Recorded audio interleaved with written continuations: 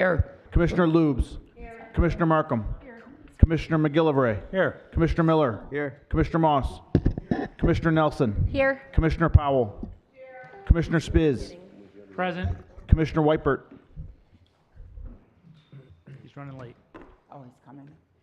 Commissioner Woodward. Here. Mr. Chair, you have a quorum.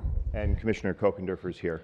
I am here as well. I was told that he wasn't going to be here. Commissioner Kokendorfer is present. Thank you. I wouldn't miss it. All right, fantastic. Thank you very much. The invocation this evening will be delivered by the Honorable Commissioner Penny Lubes. I don't have join on here. Oh. And commissioners, if you haven't, please log in so for vote tallying can be easier. If you're having problems, signal staff and they'll assist.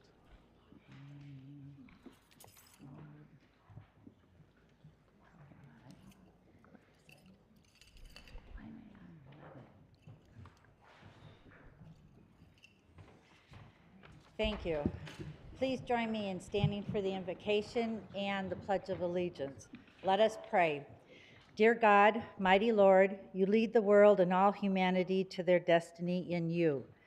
Give to the leaders of the world and of our country, our state, and our county a vision of the future that is both imaginative and realistic and respectful of human rights and dignity. Help us in everyday life to live with positive values, integrity, and justice. May we build up a community that respects all. Together we celebrate our existence as a people of God, called together to love, worship, and share God's great gift of salvation. Amen. Amen. I pledge allegiance to the flag of the United States of America and to the republic for which it stands, one nation, under God, indivisible, with liberty and justice for all. I can't find it. Put my glasses on. Thank you, Commissioner. Next up, we've got approval of the minutes from the August 4th meeting. Is there a motion to approve the minutes? Moved by Commissioner Markham, seconded by Commissioner Joliet. Any discussion? Seeing none. All in favor of approving the minutes, say aye. Aye. Aye. Opposed, say nay.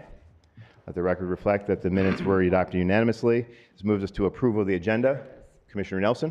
Thank you, Mr. Chair. I would like to request suspension of the rules for item A on the regular agenda. Board of Commissioners resolution approving language for an Oakland County public transportation millage to appear on the November 8th, 2022 ballot. This item was taken up during the Legislative Affairs and Government Operations Committee yesterday on August 9th, 2022. Moved by Commissioner Nelson, seconded by Commissioner Cavell. All in favor of approving the agenda, say aye. Aye. Opposed, say nay.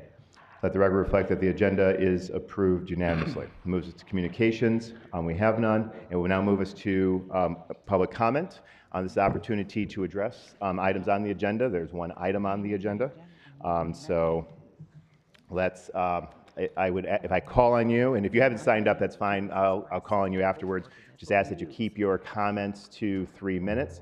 Direct your comments to me, the chair. Let's be respectful of everyone in the audience. Please refrain from demonstrations. We do not want to discourage other people from coming up and speaking. We'll provide the opportunity for everyone who wants to address the board on the agenda item today. And I will first start with Regina Weiss, State Representative.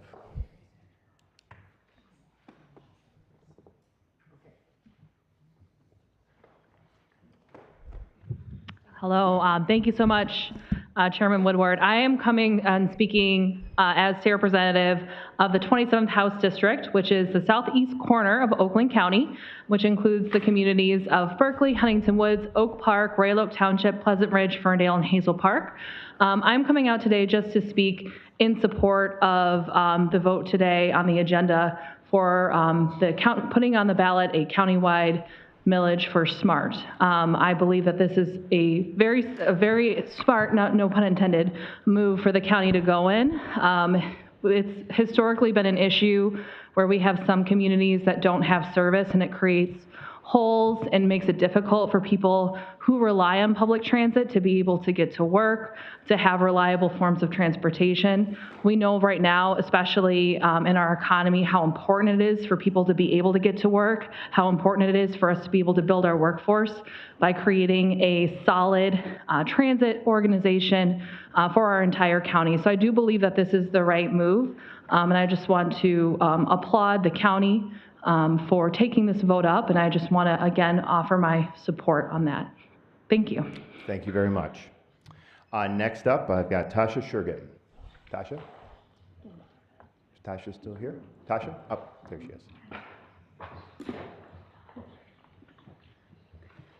Welcome. Thanks. You didn't recognize me? I did. I I saw you this earlier. week. I didn't know if you stepped out.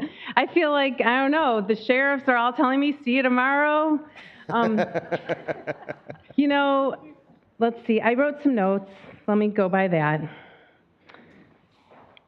When COVID was happening, Oakland County spent over $1 million on their budget to communicate, and I say that very loosely because now we know how dangerous that vaccine is, but that's a whole other conversation. But in yesterday's meeting, maybe it was Monday's, I can't remember, at one point in time, Commissioner Markham is saying something like, we have to sell it to our citizens, talking about the transit thing that's going on. Sell it.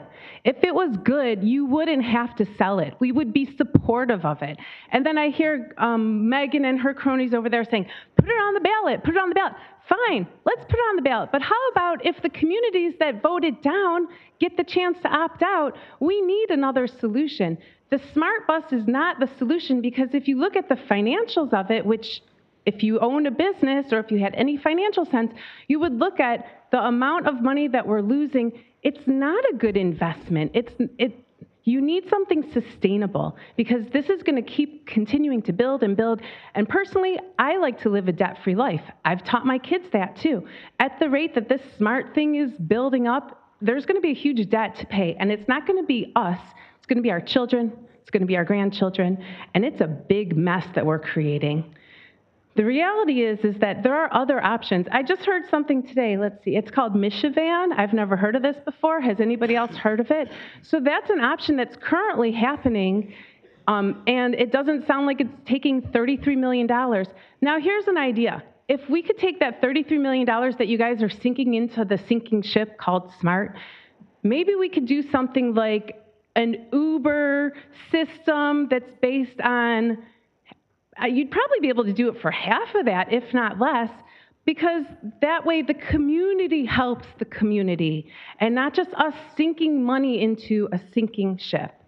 So, I don't know. Let's find something that works for everybody. And I also want to point out that over 30% of Oakland County is currently opted out. I mean, do you see that this is not in balance? Thank you. Thank you very much. Next up, Zach Rich on behalf of Congresswoman Haley Stevens.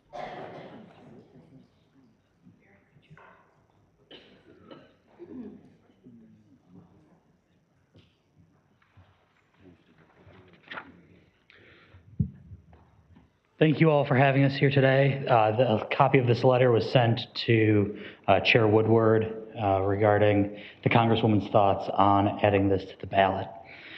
Dear Commissioner Woodward, I am writing in enthusiastic support of Oakland County's 10-year countywide transit millage proposal.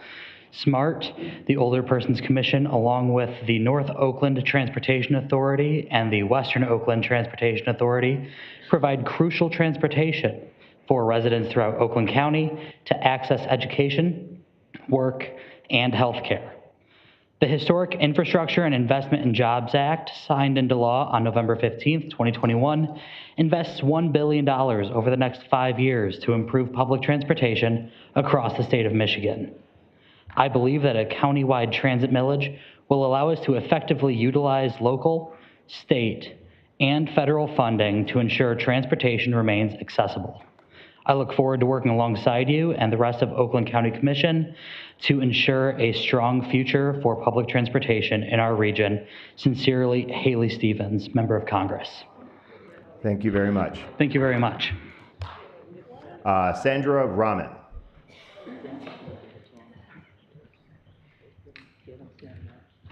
Hi, Commissioners. Let's just be frank about what this is all about. The transit is about redeveloping all of our counties. Oakland, Wayne, Washtenaw. This transportation does not include Wayne or Oakland and Macomb counties. It really is a transit to Detroit, which is on our property taxes. We're raising our property taxes. Our seniors and handicaps, who this is for, is going to foreclose on their homes because they can't afford their property taxes. This is about rebuilding a smart city and interacting transit situation for low-income HUD housing being developed all over Lake Orion, Macomb, Rochester. This transit situation is about developing Gretchen Whitmer and her lieutenant governor's program for being a HUD system for Michigan, all over Michigan, and develop this. This is what this is working towards. It is not best for the community. Thank you, ma'am. Next up is Aaron Pruitt, and then followed by Supervisor Rick Hamill. Aaron Pruitt, Oakland County, Rochester Hills. Many Oakland County citizens in this room know what's really going on with this transit issue. You've aligned Oakland County with the WEF, and you're now following their orders to carry out the next step in Agenda 2030. Just like you followed orders from Gretchen Whitmer to mask our children and ignored the people's will, you will now follow orders from the WEF to get us out of our cars and onto mass transit. Remember, you will own nothing and you will be happy. That includes all of our cars, you too. We know that this has nothing to do with providing transportation for anyone. There's ample transportation. We see empty smart buses in northern Oakland County daily. This is about financially breaking Oakland County citizens through limitless taxation in an effort to get them dependent on the government so they will follow more unlawful orders. Every one of you that vote in favor of this resolution will be putting yourselves on the wrong side of history. You will not be remembered for doing great things for Oakland County. You will go down in history as being the commissioners that ignored the will of the people and ruined Oakland County citizens financially. Thank you, ma'am. Next up is Supervisor Rick Hamill. Good evening. I'd like to thank the Commission for allowing me to be here tonight. I guess it is a public meeting. I did get the opportunity to spend time with the committee, I believe it was yesterday, to look at the language and to make sure that the language was crafted in a way that did give me the assurance that if this should go through, if the board approves it, it goes on the ballot, that it at least has language that says for all of Oakland County. And it says transportation for all of Oakland County. The other thing it does is it doesn't say it's just for SMART. There are other entities in this county that do supply transportation, of which I'm on the board of. That's WODA. WODA has taken a stance that they're more than willing to stand up and take responsibility to extend their systems into the communities in North Oakland County that don't have transportation right now. Those that do, we can help manage those systems so that we can take it off of the individual supervisors or senior centers' shoulders. I'm not jumping up and down on how much money this costs. But the one thing that our group did was in advance several years ago is anticipate that something like this might happen. Instead of sitting back and wait for it to happen and to excuse my terminology, bitch about it, we decided we need to be front and face, be a partner to it, and make sure that when it happens in a way that everybody benefits from. We're gonna make sure that we're a party to that. What happens, happens. The best thing is get it a vote to the people. The people as a whole will say what they want to do. It's not necessarily going to be certain parts of the county that are going to say yes to this and no to that. It means everybody's included if the majority says yes. So let's work with it. What's been put in there is a program. Believe it or not, there is more of a plan than most people know. There's a lot of financial information that I was privy to that I'm sure is going to be public information. It can work, and I think that let it go. I'm going to let it go. I'm going to have to, put a blessing on the motion that you might, the resolution, because I was a party to it. I felt comfortable with it, and I think it can be serviceable after the voters say their piece. If it wins, then we have to live with it, but we have a way to make it work. So thank you very much. Appreciate it. Thank you very much, sir. Next up, I have State Senator Ruth Johnson. Welcome back to the Commissioner's Chamber.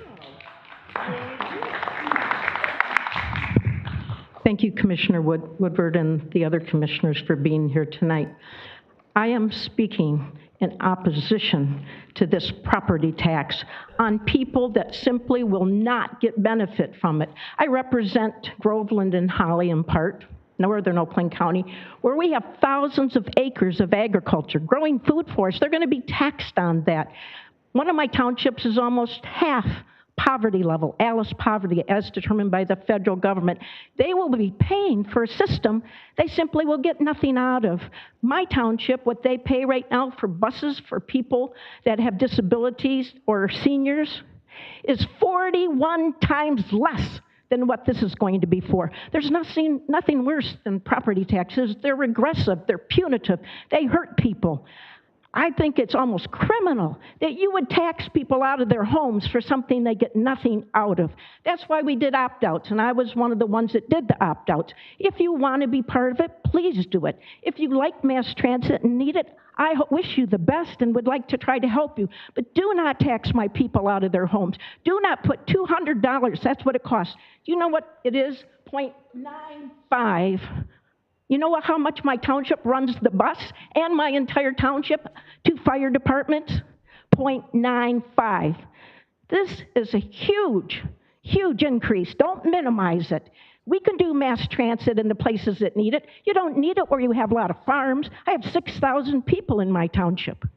A lot of them are under the poverty level. Holly, 43%. How can you justify taxing them money for something they get no benefit from? How can you tell my township you get it already for 41 times, not percent, times less? But we think we should tax you, even though you don't like it. And yes, let's let the people decide. Let's make sure that those townships that do not get benefit from it, many of them that can't afford it, are not charged with this unfair and I consider unethical tax on their homes, their buildings, our grocery stores. I think the rhetoric has to stop. And you talk about patchwork, it'll always be patchwork. Why would you provide line haul where there's agriculture? We're always going to have it. The question is, are we responding to what the people want and need, or are we just trying to take money away? Thank you. Thank you, Senator. Next up, Melissa Williams. Good evening, Commissioners. Mr. Chairman, Melissa Williams from West Bloomfield. This is in regards to the public transit language on the November ballot. Many in our county are struggling to pay their bills today. In some townships, 30% or more of the residents are struggling to pay for their food and medicine. Inflation, while reported at about 9% nationally, is over 25% for food and essential items. Energy is up even more. If you pass this tax on top of the other taxes residents recently passed in their communities for fire policy and other things, you will be putting the last straw on the camel's back for some people by adding another millage and taxing them out of their homes for this county. Another major concern is that this county commission, aligned with the UN Plan 2030 plan, will be deciding for every municipality how these funds will be spent. You will be appointing yet another bureaucrat, yet another unelected authority or department to distribute and spend our money and hire your favorite contractors. America is about freedom and choices. Every community must be given a choice to decide for themselves if they want to be part of an already failed and bankrupt public transit system, which is currently dependent on federal and state funding for life support. Many communities are functioning well with the system they already have. Many commissioners have less than a handful of people who have ever complained about their current system, yet you want to force this on them through a countywide vote. The people coming from Wayne County that have been coming repetitively at our meetings do not have a vote on how we spend our money in Oakland. And Mr. Woodward, they definitely do not have more rights to a voice than the current resident citizens. Your sponsorship and favoritism toward their organization is an affront to your sort of elected position. We are not feeling the equity or inclusion in our own county. Those that have come from Wayne County need to go back to their own commission. This is how government works. Complain there or get jobs and pay for their own rides. I know from being an advocate that those with disabilities have more than enough convenient services to take them door to door, provided by the state and local agencies. A countywide vote means the bigger cities will decide for smaller communities what they must do. Milford, which does not need more public transportation and a millage, will be paying for Novi's sidewalks for infrastructure. This is not democratic. This is forcing others to fund what they don't want or need. I ask you to vote no on this resolution. The only solution is to let voters in each area decide for themselves whether they want to be part of this transit plan. Mr. Woodward, you have referred to the preservation of these rights as voters as patchwork. This is America, not Whitmer's dreams of Chinese policies. We will never be one size fits all. Not allowing local voters to decide their participation is undemocratic and a recipe to impoverish many people already struggling under a federally designed inflation plan. Unless that's your plan with Gretchen Whitmer for us, which it possibly is. Whatever happened to ending poverty by 2030 or social and equitable climate emergency justice? Let me tell you, come winter, rent, property taxes, gas, heat, electricity, groceries, medicine, a lot of people are going to be outside homeless with nothing to eat in a very unequitable climate emergency. Thank you, Ms. Williams. Next up is John Waterman, followed by Robert Smiley.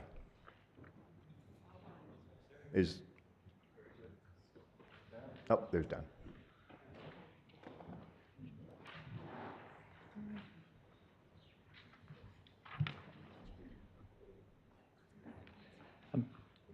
Chairperson, I'd like to put 3 of the individuals with disabilities who'd like support to get their information across. They face cognitive impairments and would like support during their speech, and to put them right behind my time, if that's okay.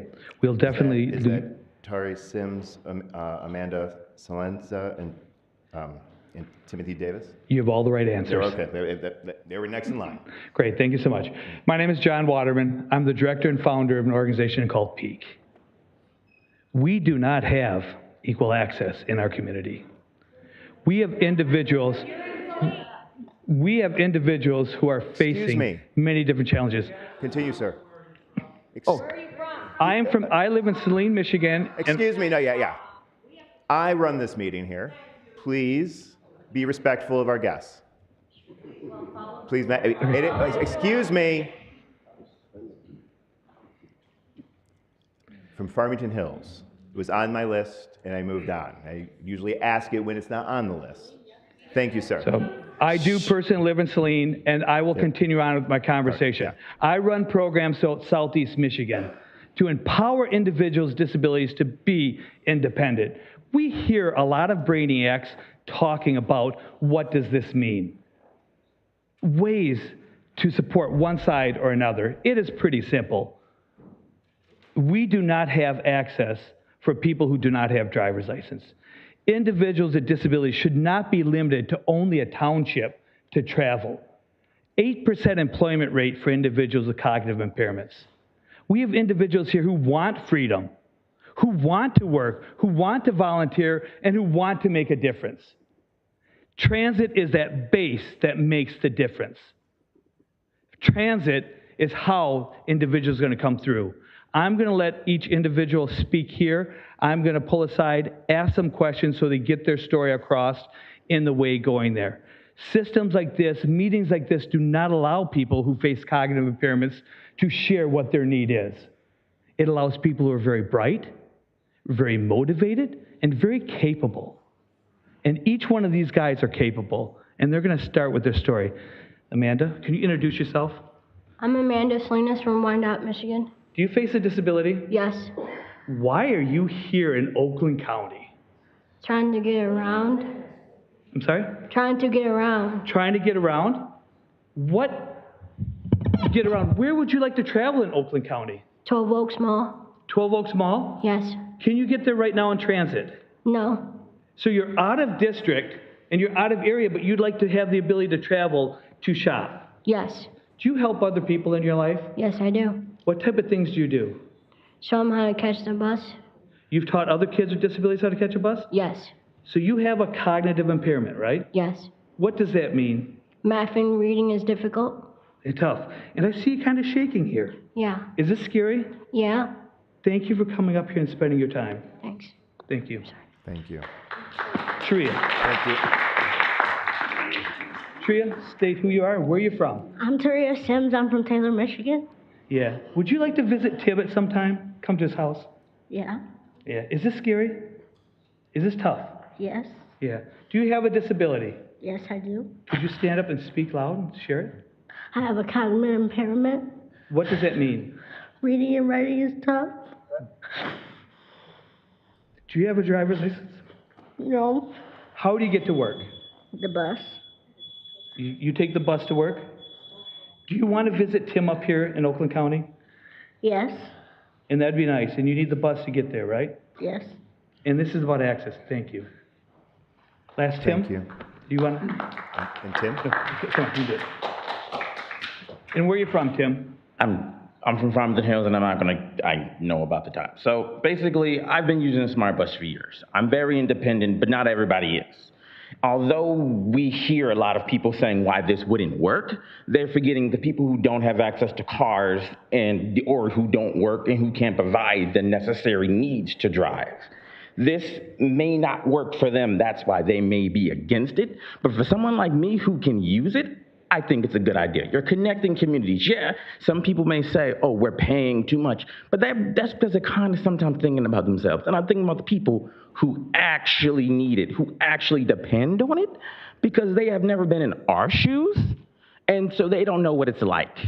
Tim, did you go to MTI to learn some skills? I did, and that was pretty far. But like I said, I've been using it for years, and with this millage, in my opinion, I think it's not a bad idea. It could be improved on, but it could be connecting communities for people who need it. Because like I said, people oftentimes only think about what's best for them. They're not thinking about everyone else that may not have what they have. Tim, when you came back from MTI, where did you move to? I was in Rochester Hills because I had to move, and there was no public transit, so I didn't get around as much. But now that I've moved since then, and there is, and I can take advantage of it, like I said, people oftentimes think about them. They don't think about what this means for other people. And so when they say it's not a good idea, they're basically saying everyone else doesn't matter. And I know that's not right to say, but that's only because they haven't put themselves, again, in someone like my shoes who doesn't have a driver's license but still may want to work or do things. Thank you. Thank you. Thank you very much. Thank you very much. Have a great day. Robert Smiley next.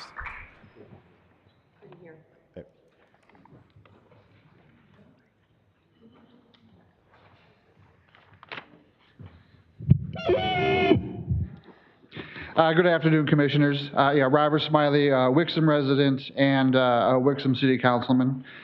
Last night at Wixom's August 9th council meeting, we discussed Miscellaneous Resolution 22-279, sponsored by David Woodward, a resolution approving language for an Oakland County public transportation millage to appear on the November 8th ballot.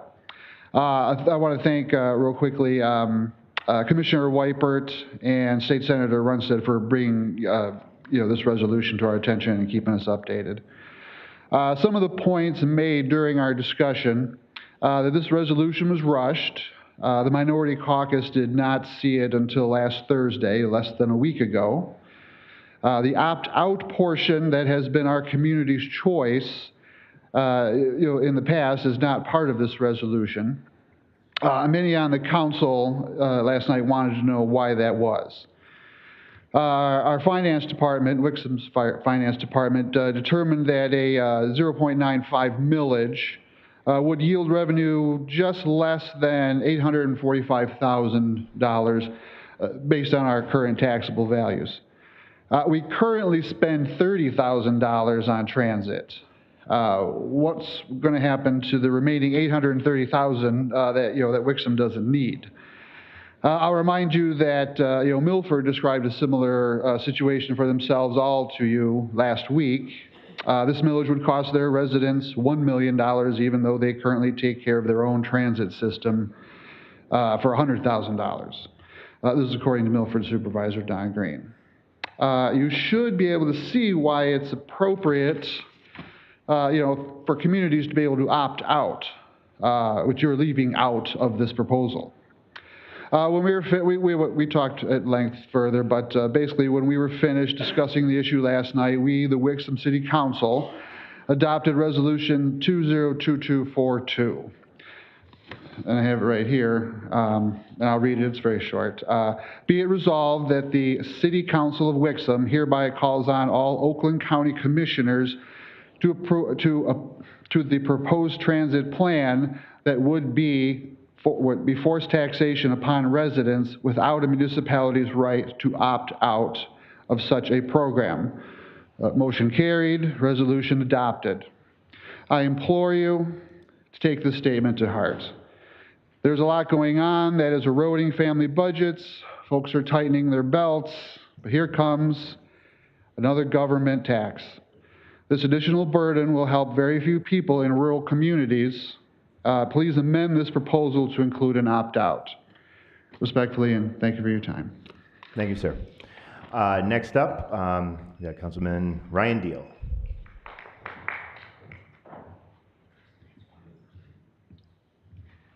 Good afternoon, Commission Chair Woodward and the rest of the county commissioners. My name is Ryan Deal. I am privileged to be the president of the Rochester Hills City Council. I come to you on the heels of the Twins Days Festival, which is the largest gathering of twins, and it usually makes the Guinness Book of World Records. Why is that significant? It's significant because over the weekend, that was the first time I've heard about this proposal.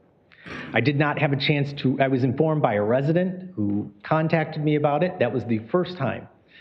Now, over the years, Rochester Hills has been in conversations with SMART. We've had Madonna, not the famous Madonna from Rochester Hills, but Madonna from SMART come in and twice to present to us about these things. And to the extent that what we did is, as a result of those conversations, we did community surveys to determine the need and to determine what our residents were looking for in that regard. That information probably would have been helpful for you in making this decision. You didn't have it because I know none of you reached out to me, and I'm the Rochester Hills City Council president. If you want to know what might benefit our 76,000 residents, you might want to go to their elected representatives. And so I am very unclear because I haven't seen anything in this proposal and so how it benefits Rochester Hills. I will be perfectly honest with you. I have a fiduciary duty to the residents of Rochester Hills, my neighbors, and I am looking at it through that lens. I want to know what bus routes are we talking about in Rochester Hills? What kind of transportation services? The resolution doesn't propose any services that I can see. It also references the OPC, which is an organization, an interlocal organization of which Rochester Hills is a member. And I have no idea how this resolution will impact the OPC and the residents that our organization serves. I have no way of knowing that. I would like to be part of the conversation. I would like to be part of the discussion. I haven't had that opportunity because apparently this was heard in front of a committee just yesterday, as I just learned. And like I say, I just learned about this while I was taking my kids to Twins Days. And I had very little time to assess the financial burden or the benefits to the city of Rochester Hills. So what I'm asking you to do, I'll make my ask now. So I'm asking you to wait. I'm asking you to press pause on this whole process here. You've moved very, very quickly. And you haven't given your stakeholders, the cities and municipalities, particularly those that currently opt out, but you haven't given your stakeholders an opportunity to weigh in and find out whether this is good for us, bad for us, or about the same. I have no idea. I can't make that determination. So I ask you to have a more deliberative process, kind of hit pause for a moment, and let's take a look, and then I can properly assess how I feel this will benefit the citizens of Rochester Hills. Until then, I have to say no. Thank you, sir. Next up, we got John Leposki.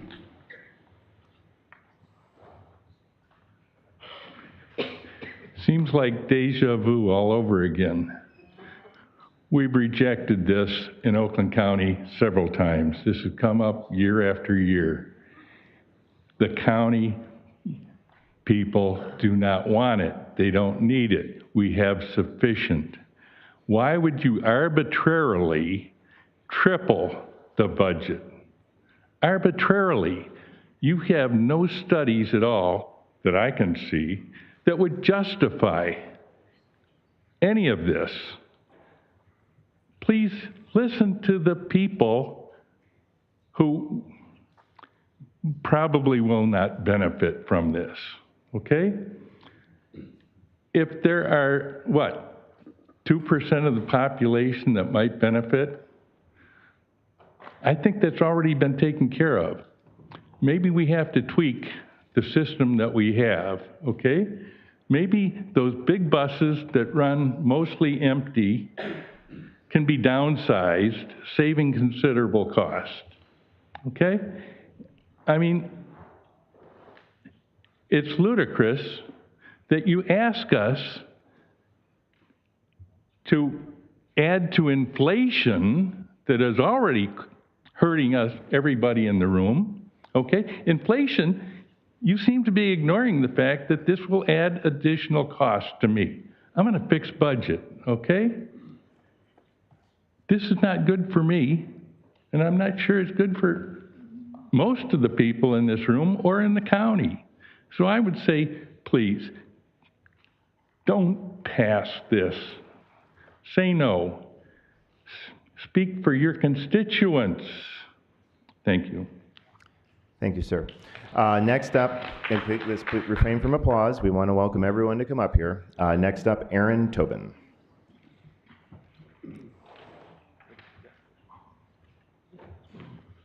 Hello, I'm Aaron Tobin from Oak Park, Michigan. I'm currently running for County Commissioner for the 17th District.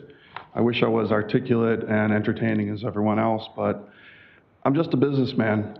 I'm a businessman that saw the tremendous waste that this commission is doing, throwing our money down the toilet, acting like Oakland County taxpayers are a bottomless pit for taxation.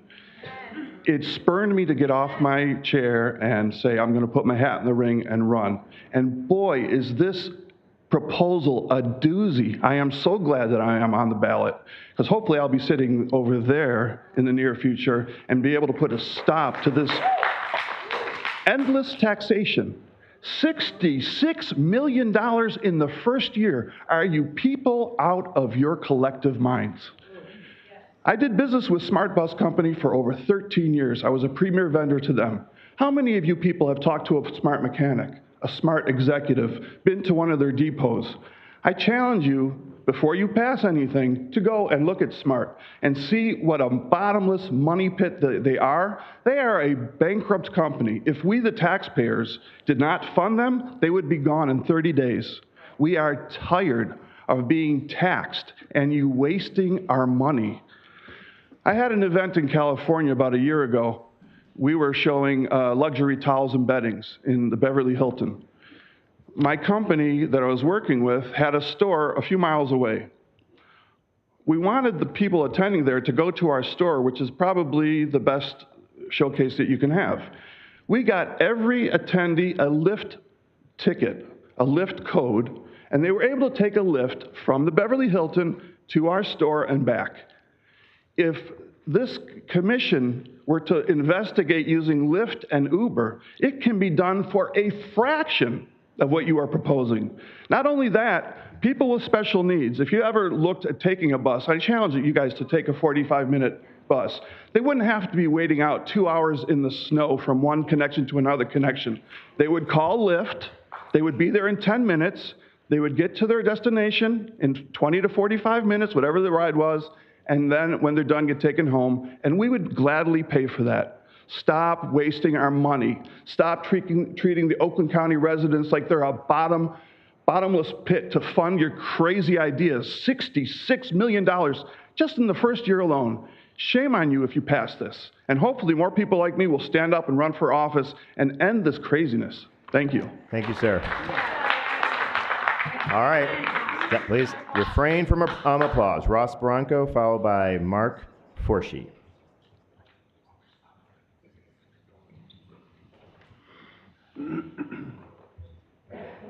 Ross Barranco, Novi. I noticed you kind of prejudiced towards the clapping. When your guest clapped, you smiled. When this side claps, you go.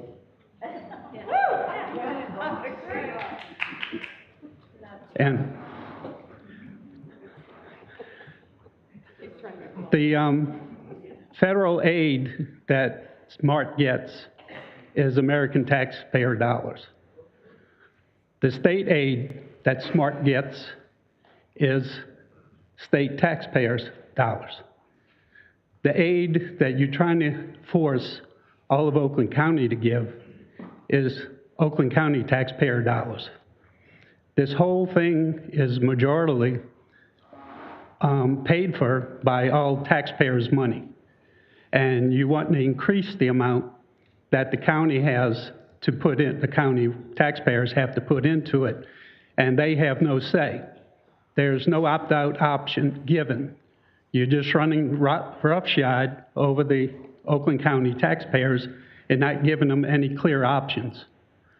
And that's totally unfair, and you're supposed to be representing the residents of Oakland County. You're not supposed to be having representation for Wayne County and Washington County. This is Oakland County Commission. It's not Washington County Commission. It's not Wayne County Commission. This is Oakland. Let them handle their problems in their county. That's what they're supposed to be doing. You're trying to do their jobs for them at the expense of the Oakland County taxpayers. And that is totally unfair and not doing what your duty is. You are supposed to be protecting the interests of the Oakland County taxpayers, and you're not doing so. Thank you. Thank you, Sarah. Please repeat. Mark? Wait, Mark first. Mark. Yeah, Mark Borche, longtime resident, half century of Oakland County. And I looked at the paper, said 66 million you hope to rake in the first year. Wow. And we need a little lesson that all taxes are a result of intimidation or force. They're not kindly gifts. They are all a result of intimidation and force. So that's the foundation of everything in this proposal. So let's not pretend it's all just nice and harmless. It is not. And the SMART measure it's a big tax grab where politicians and privileged interests and bureaucrats tell communities what to do, and the communities should. This reveals the scheme that this is a big power and money grab designed to give politicians, bureaucrats, and privileged interest groups more money and power.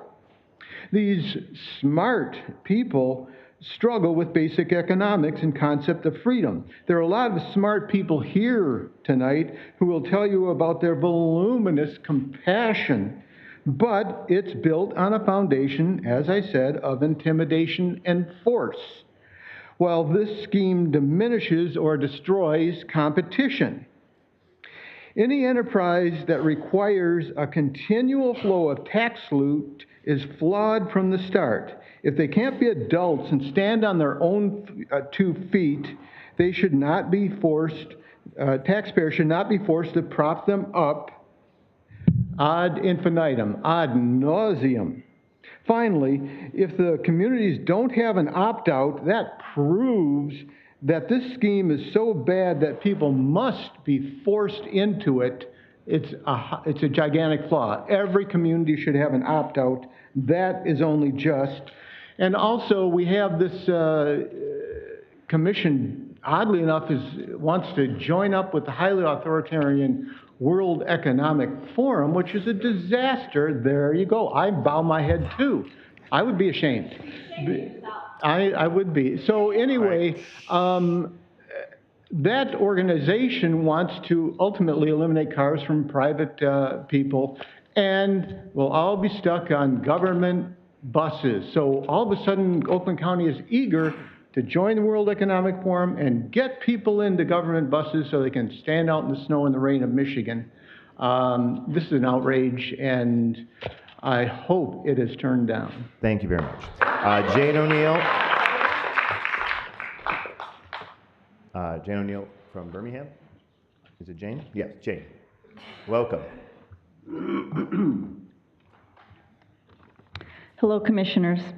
My name is Jane O'Neill. I'm a longtime resident of Oakland County, living in Bloomfield Township. Today, I have the privilege of representing Turn Oakland County Green, a group of environmental and civic nonprofits focused on fighting climate change and advancing sustainability in Oakland County. I've been a volunteer with Turn Oakland County Green since it began 2.5 years ago, as well as a supporter of public transportation, an important solution for reducing our climate emissions. I have grandchildren, I have children, I know most of you do. I fully understand the dire situation of our planet and what is at stake. We share this planet with future generations, and we have a moral obligation to ensure its livability for them, just as it was passed along to us. Oakland County has experienced several 100-year rain events over the course of just the past few years, and we've seen sweltering heat, both at home and around the world. The best available scientific evidence shows a clear pattern toward the increasing frequency of these events due to climate change. We must address these issues. We've seen some tremendous work behind the scenes in Oakland County to bring forward some solutions to climate change. We know our commission is working hard to figure out how we can have both a prosperous and a sustainable region. Public transportation must be a part of that agenda. Right now, people cannot get to their jobs, let alone do it sustainably.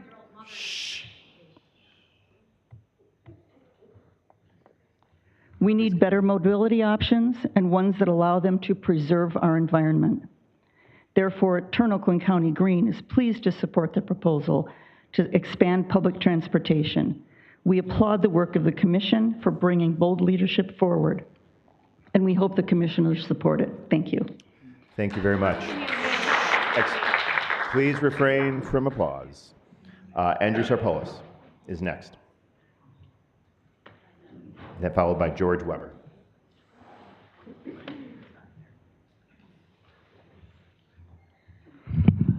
Hello, Commissioners. My name is Andrew Sarpolis.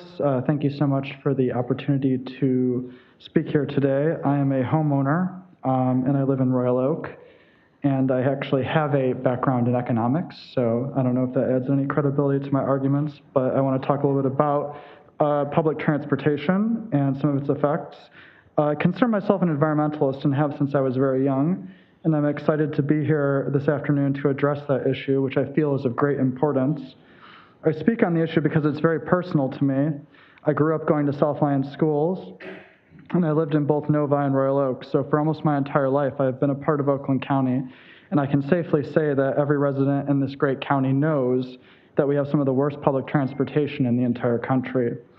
I'm excited to see this proposal. Whatever community I've lived in over the years, I've always been advocating for better transportation. I moved to Royal Oak specifically because they have a walkable community that gave me low carbon methods to get around. And I love that I can travel to work meetings in other states without ever stepping foot in an automobile. But I also recognize that transportation is more than a matter of convenience. I see many workers when I ride and families that are using the service as well. And for those that rely on it as their only option, it is a matter of sustaining their livelihoods. It is critical that people are able to get to jobs. Right now, one of the major driving economic problems is a worker shortage, and yet we have thousands of people who simply cannot reach jobs that are open to them reliably enough to fill them. Furthermore, our economy's growth will fall apart if we provide access to jobs in a manner that is unsustainable. Our economic growth and our respect for the environment must come hand in hand. Allowing climate change to continue to flood our neighborhoods with historic rain events and leave us with devastating heat waves is a cost, in my opinion, too great to bear. We must think of our children and our grandchildren who will inherit whatever we are leaving behind. So I offer sincere gratitude to the Commission for their leadership and insight to bring this forward. I think it's very good for our region to have the choice to move in the direction of a more functional transportation system and to give people sustainable transportation options. So thank you, and I hope I'll be able to celebrate a victory for moving our community into the future today. Appreciate your time. Thank you, sir. Please refrain from applause. George Weber, followed by Larry Gray.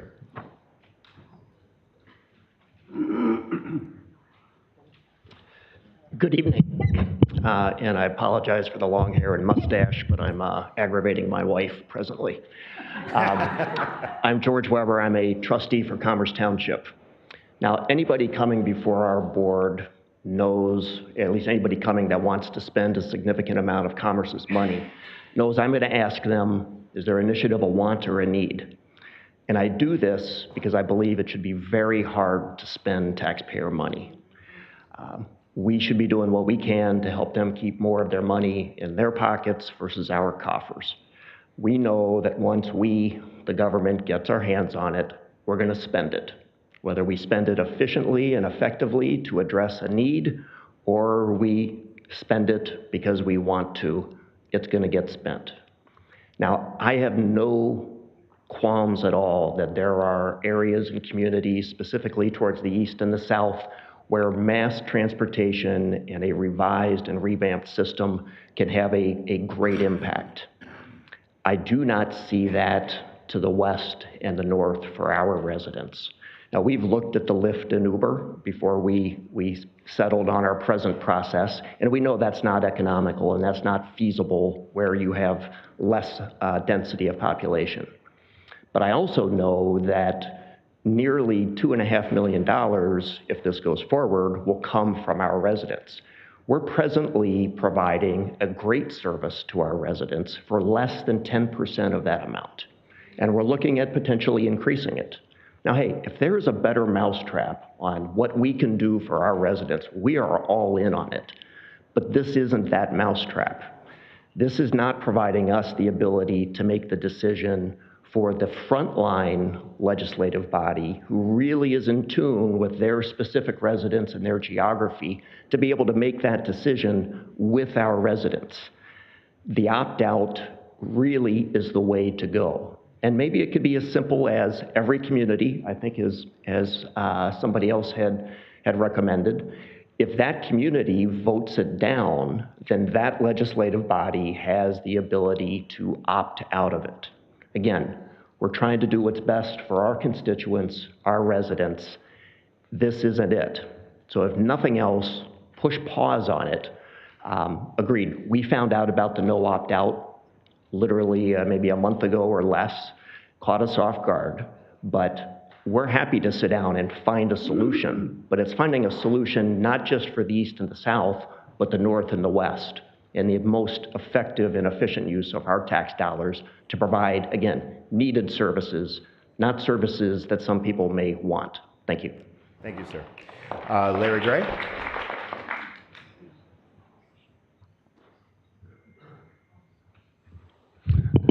I spelled my name right this time, right? Larry Gray, Commerce Township Supervisor. Thank you for letting me speak today.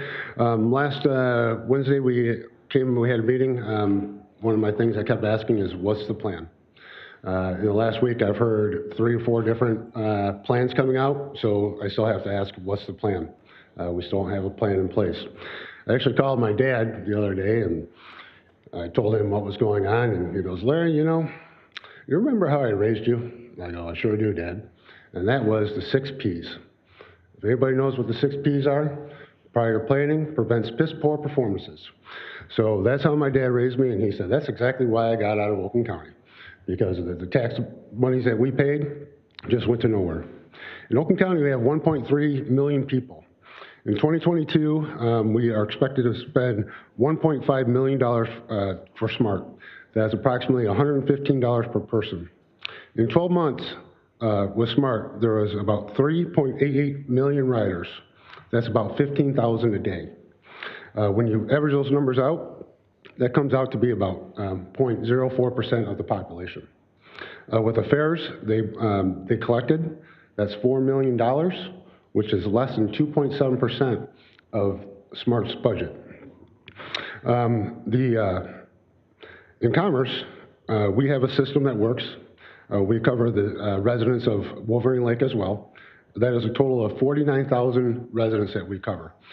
We use our SMART credits, and the rest is paid out of our general fund for our residents.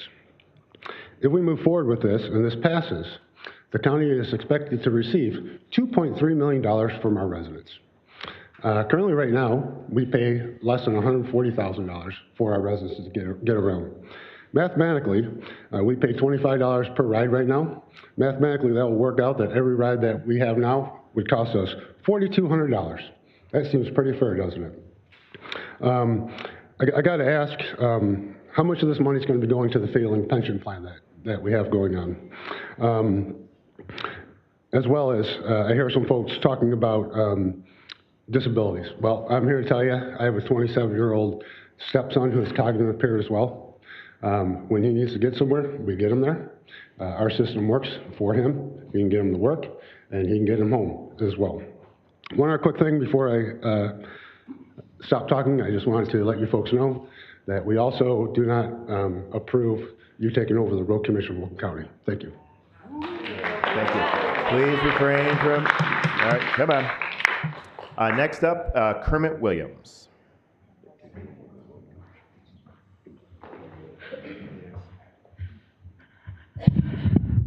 Good evening, Commissioner Woodward and Commissioners. I just want to first say that I watch some of your meetings, and you as a commissioner are very professional, and I appreciate that. Hopefully the audience behind me will take some of those cues as they move forward in those discussions and let you listen to the actual debate. I'm Kermit Williams, former City Council President in the City of Pontiac. I am here representing Oakland Forward, which is a social justice organization that helps Black and brown people throughout Oakland County. The reason that I'm here today is to support the millage actually going on the ballot. My mother, who raised me, who's my shero, has cerebral palsy, worked 2 jobs my whole life, but did not drive. When she was working at Marshall's, they closed the Marshall's that was near her and sent it to an opt-out community.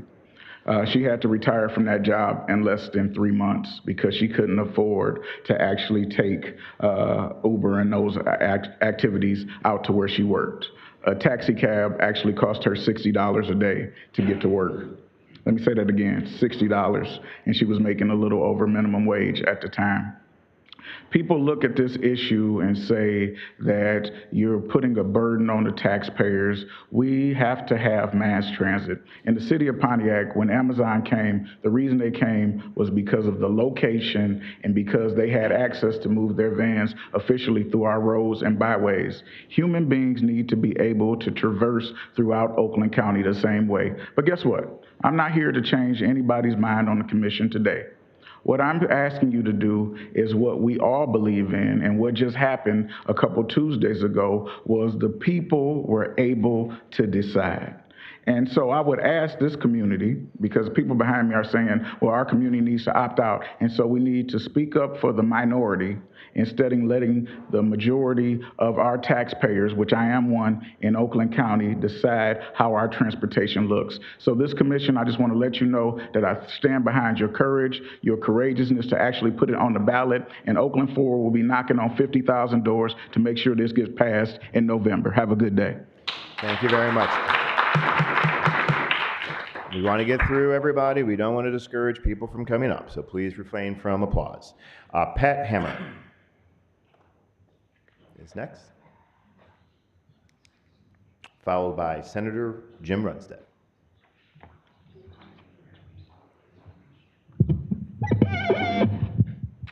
My name is Pat Hammer. I live in Birmingham.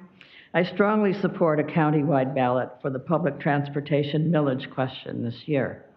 The opt-out system that Oakland County has always operated under has been an impediment to real progress.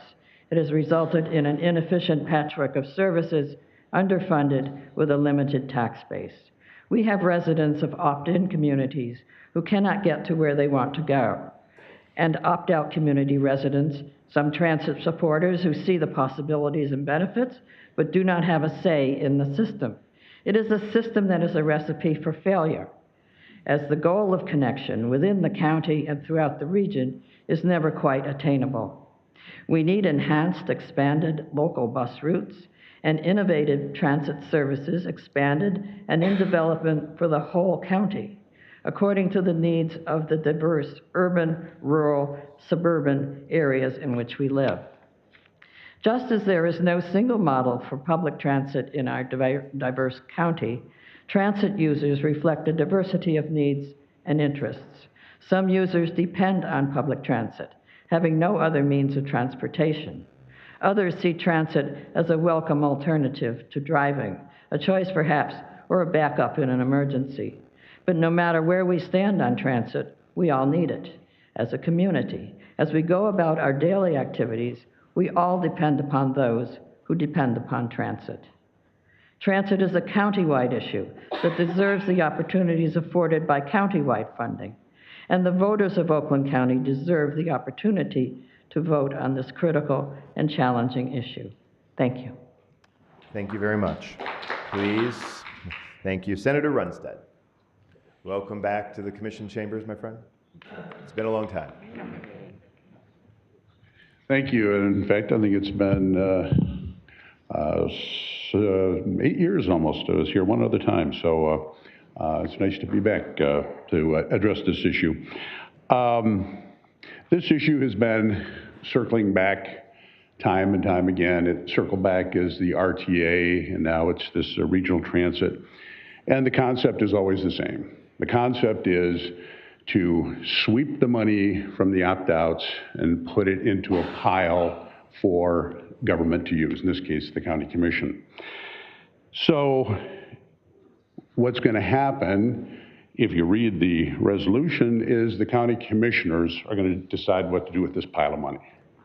Any verbal promises that they're making to you, the leaders of the community, that's verbal. What this resolution says is the county commission, and controlled by the current leadership, is going to make the decision on where the dollars go.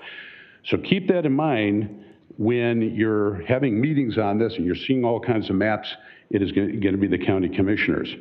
And also, I think when that pool is under control of the county commissioners, the leadership, God help you, supervisors and county commissioners, if you run your mouth a little bit too much on social media or somewhere else, and suddenly there's a reallocation in your community of where these dollars are going to go. Because again, it's the leadership of the county commission. If you read the resolution, all the verbal stuff they're telling you is hot air.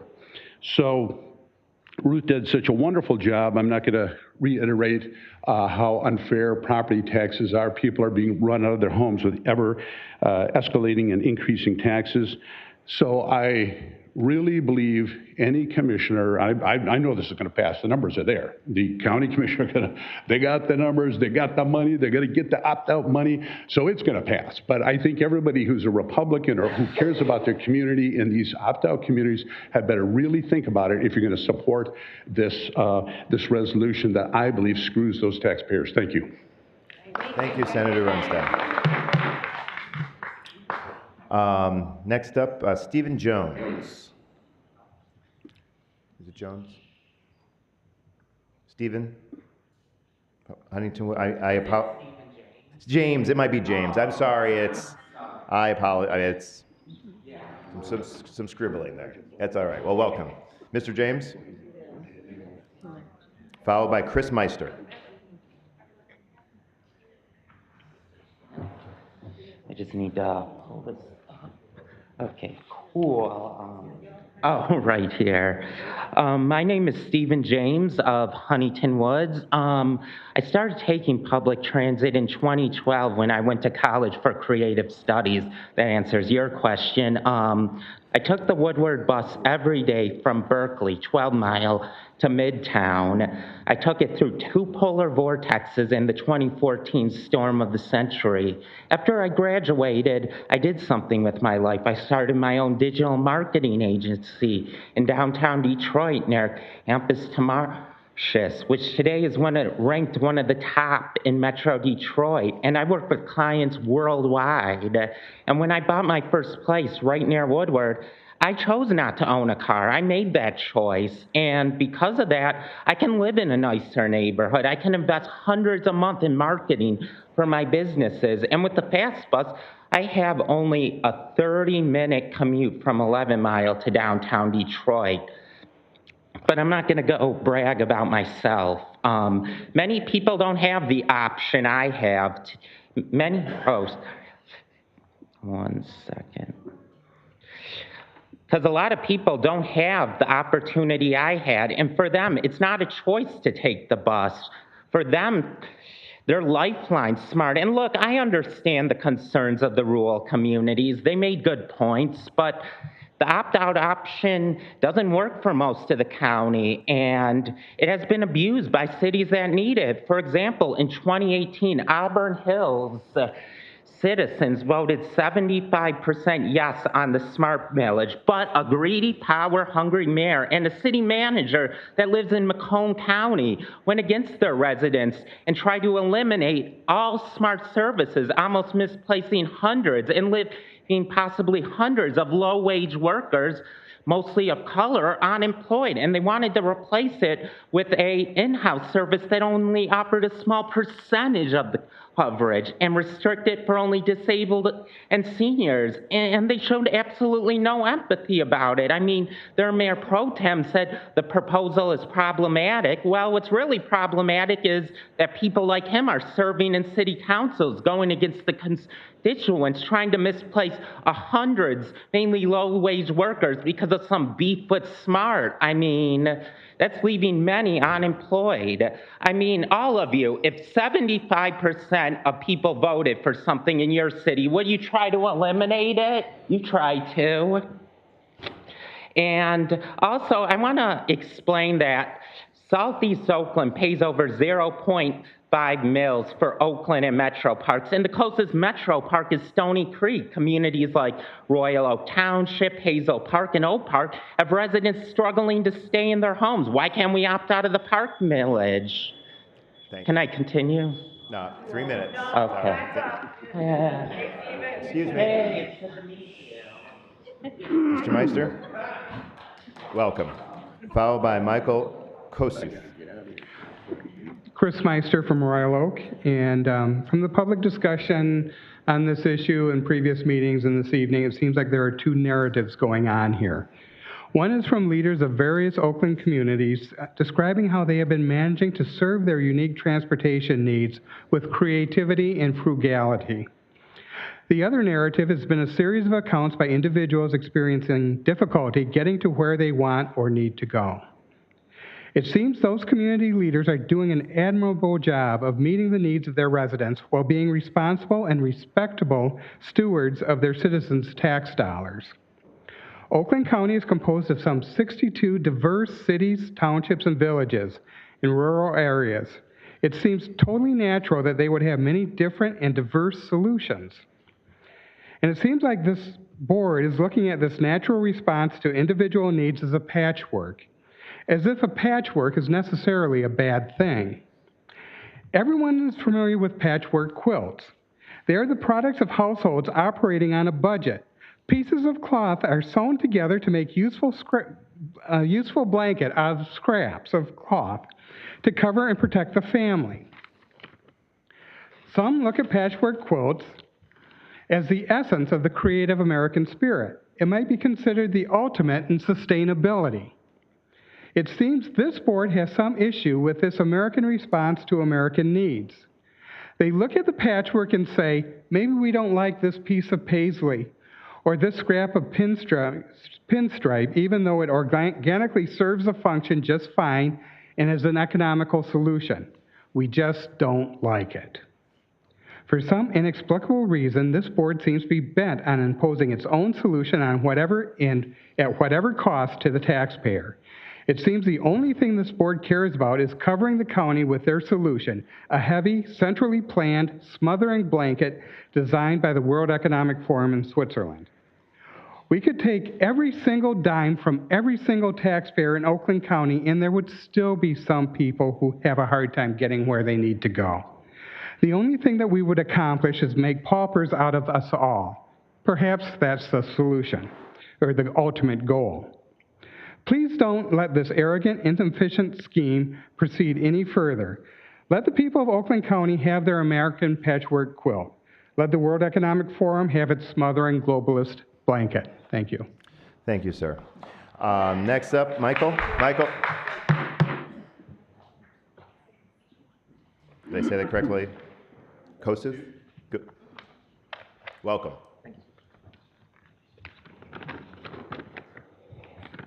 Good evening, Commissioners. My name is Michael Kasouth. I've been a resident of the city of Rochester for 3 years. 2 out of the 3 of the schools I've attended have been in Oakland County, and I intend to stay in Oakland County. I am a resident of Oakland County. More importantly, I'm a teacher at a school in Oxford. I don't make a lot of money. Because of this, I track my spending, all of my spending. I found that my biggest variable cost is transit.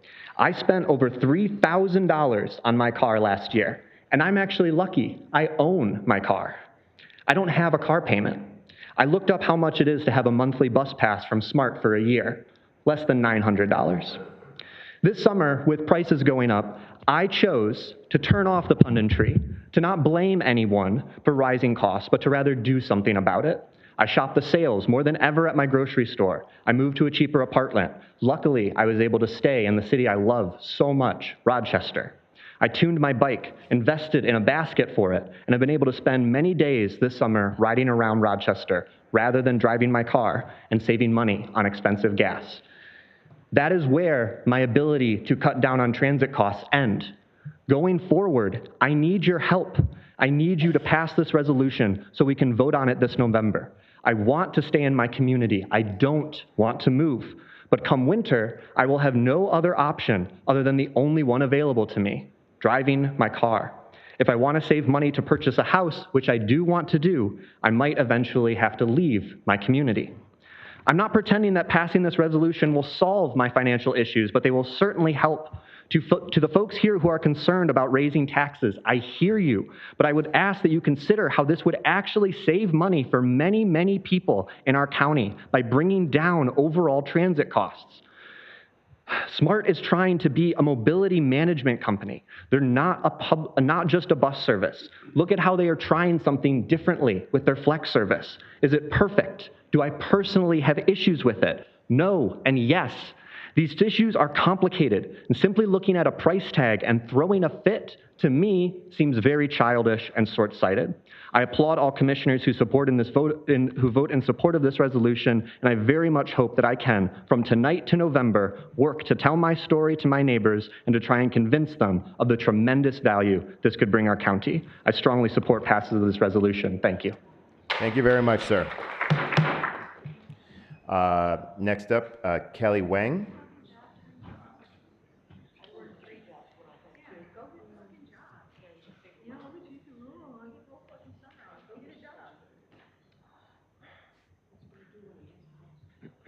Hello, Chair Woodward and members of the County Commission. My name is Callie. I am a transit activist, and in my day job, I'm an engineer at General Motors. I've been interested in transportation and mobility for a long time, and I see before the Commission a unique opportunity to make serious improvements and help folks get around. I just want to say, first of all, I got here by bus, and on the way to Pontiac, the bus was standing room only. So just want to emphasize, this is a mode of transportation people use, and more will use it when it's improved. When I first began working at GM, I also took the bus when I didn't have a car yet. It took me right from my house in Royal Oak to the office in Warren and back home every day. But among the folks that I rode with, not everybody could afford a car. It was often the blue-collar workers who were relying on Smart to get to work who are keeping this regional economy going. When I look at this plan that's before the County Commission, I see a plan that addresses the very different needs of parts of Oakland County while creating a comprehensive system that provides access for all. This plan will boost access for thousands of jobs, residents who have been left without access to transit. This plan, most importantly, will boost rural transit that's not being effectively met by the current system. We have local systems like WODA and NODA and the OPC who are doing excellent work for the communities, but because of the limited resources they have, they can't meet all their needs. There's limited service hours. It's only from 9 to 5. You're limited to going within a limited area, and you often have to book days in advance. What we have now is a proposal that will increase the level of service that they can offer to the community, including the folks in rural areas who are struggling to stay connected, especially as they get older. For seniors, veterans, people with disabilities to just live full and normal lives. I think we have a common sense solution here for all of Oakland County. Each part has different needs, but this plan addresses them appropriately. What it does eliminate is a system of opt-outs that has led to inefficiencies and nonsensical planning. I think the county has a great solution before them.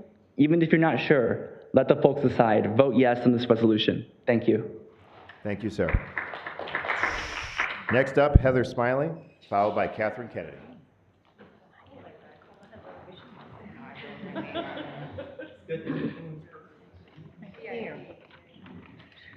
Heather Smiley, Lake Orion. I had to write this down. Wow, it cost me $87 to fill my tank. I'm sure it has cost many of these people hundreds of dollars in gas to attend the 4th board meeting in 4 weeks. Of course, including today, you guys have been busy bees, but so are we, obviously.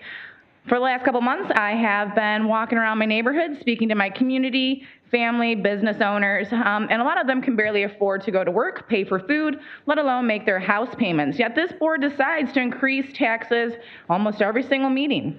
In addition to all their additional spending, they have this new transit tax. We just got rid of SMART, so I understand the rapid need to put in a new contract. It would have been nice to have a little break on my millage for a year or two, but it looks like it's not going as I would like.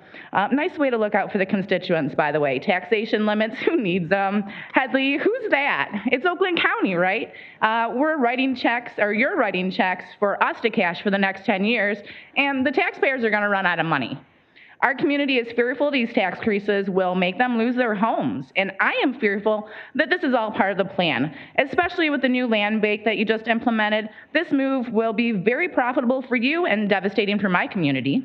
This type of bad business was recently revealed with Andy Levin, taking people's homes with minor outstanding rearages. It did go in favor of the people who lost their home, and I'm pretty sure that also helped him lose his primary election. With a quick Google search, you'll be surprised what you can find, but I do know that there are contributors sitting right here. Charlie, it looks like he left. Oh, there you are. Hey. Our northern communities are being railroaded to conform to urbanize this area, my area, and a lot of us, including myself, moved from the city to a small-time area for a reason. Now, I have not ridden a public bus regularly since the 90s, but after doing some research, not much has changed except for less people are taking it. The cost per ride doesn't cover the cost of the route.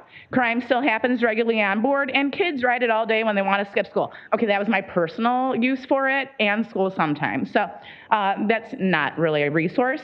COVID happened, and people don't want to sit close to each other anymore. SMART needs Oakland County taxpayers to pull them out of their financial money pit. But I know that you guys have tried to make it look good by adding pennies on the dollar for NOTA, WOTA, and OPC. And I hear people, able-bodied people, who complain about the cost of transportation.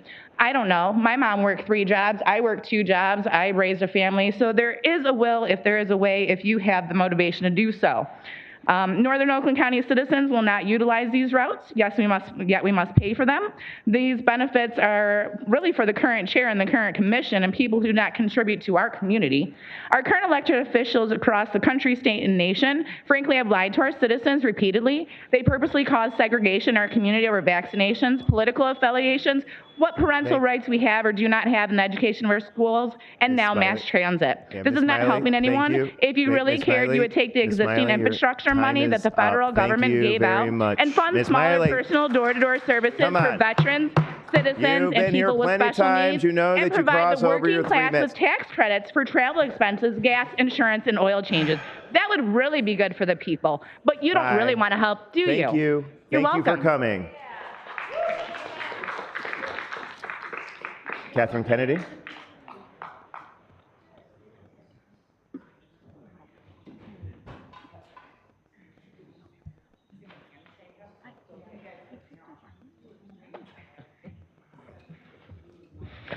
Good evening, Commissioners. Hard to top that one, I got to tell you. Catherine Kennedy from Lake Orion.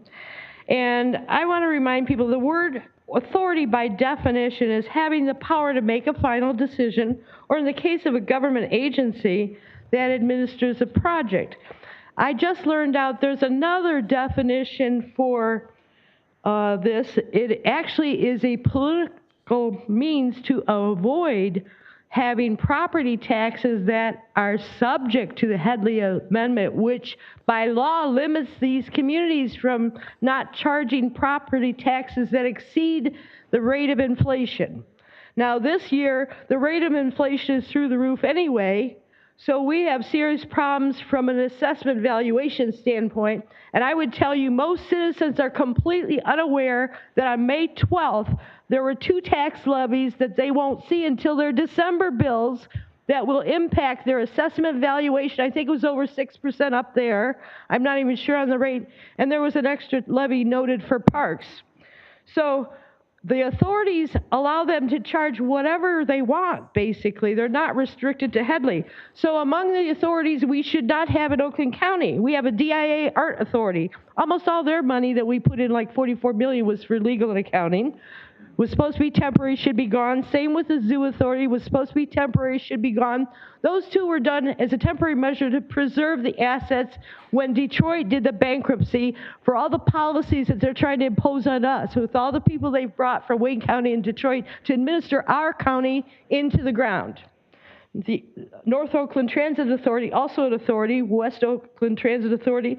Smart Mobility Authority is really what SMART stands for, except they let their entire contract with Oakland County expire in June. So why are we even having this meeting? Maybe it's because they also have downtown development authorities that they did as backdoor funding in the Orion Township millage for NODA. They probably only realized that they approved 0.2316 per thousand rate. But somehow by law, which isn't cited, a portion will be given to the village of Lake Orion, Downtown Development Authority, not even the township, and the Orion Township Corridor Improvement Authority, which I missed the meeting in June where they created a new authority for that. So we also have park authorities, and now the new land bank authority. What I'm not so sure is this entire chaos may be simply for a distraction, so we don't realize that all of our tax foreclosed properties in all of Oakland County, that the communities did not do first right of refusal to exempt them from the online auction, that this new subcontractor that isn't even a Michigan resident has something to do, we don't even know who owns it, and which is allowing for our foreclosure properties to be sold at auction online to foreign investors. All they have to do is fill out a form and have a credit card. So what's wrong with this picture? World Economic Forum 101. Thank you.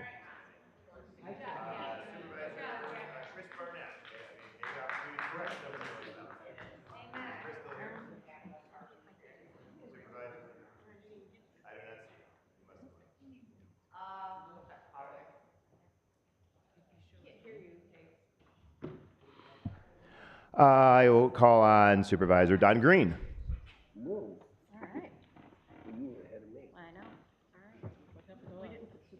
A couple other supervisors are behind me that have their names ahead of me. I'm just going to reiterate on what I said at the last meeting. I'm going to give you $1 million, and I'm going to get $100,000 back, maybe. That's my 401. But that's what I do for my transportation. I give you $1 million, and my transportation runs $100,000 a year. I'm in a consortium with Commerce Township and the city of Wixom and Lyon Township. Our numbers are way down dollar-wise. Some of these people that say they can't get to or from, don't they have friends and family? That's what they're for. But I'm totally opposed to this county-wide thing. It's no good. Thank you, sir. Can I recognize Commissioner Brandon Colo?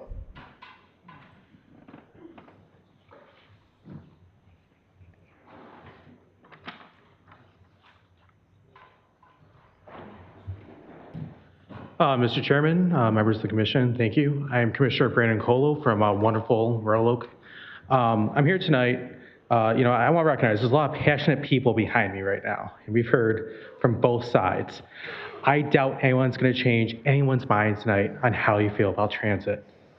So I'm here with a simple ask. I'm here to ask you to put this on the ballot. Let's let the voters decide this, without regards to how you feel that this may impact your community that you represent, the one district you might represent. without regards on how there's some passionate, voice on both sides. Let's let the voters come together and let democracy work. Let's put this for everyone to decide. Now, I know everyone here is looking out for the good of the county because you guys have done amazing things to this county. I mean, this county commission has really been proactive in growing and improving our county. I look at the GM plant up in Lake Orion.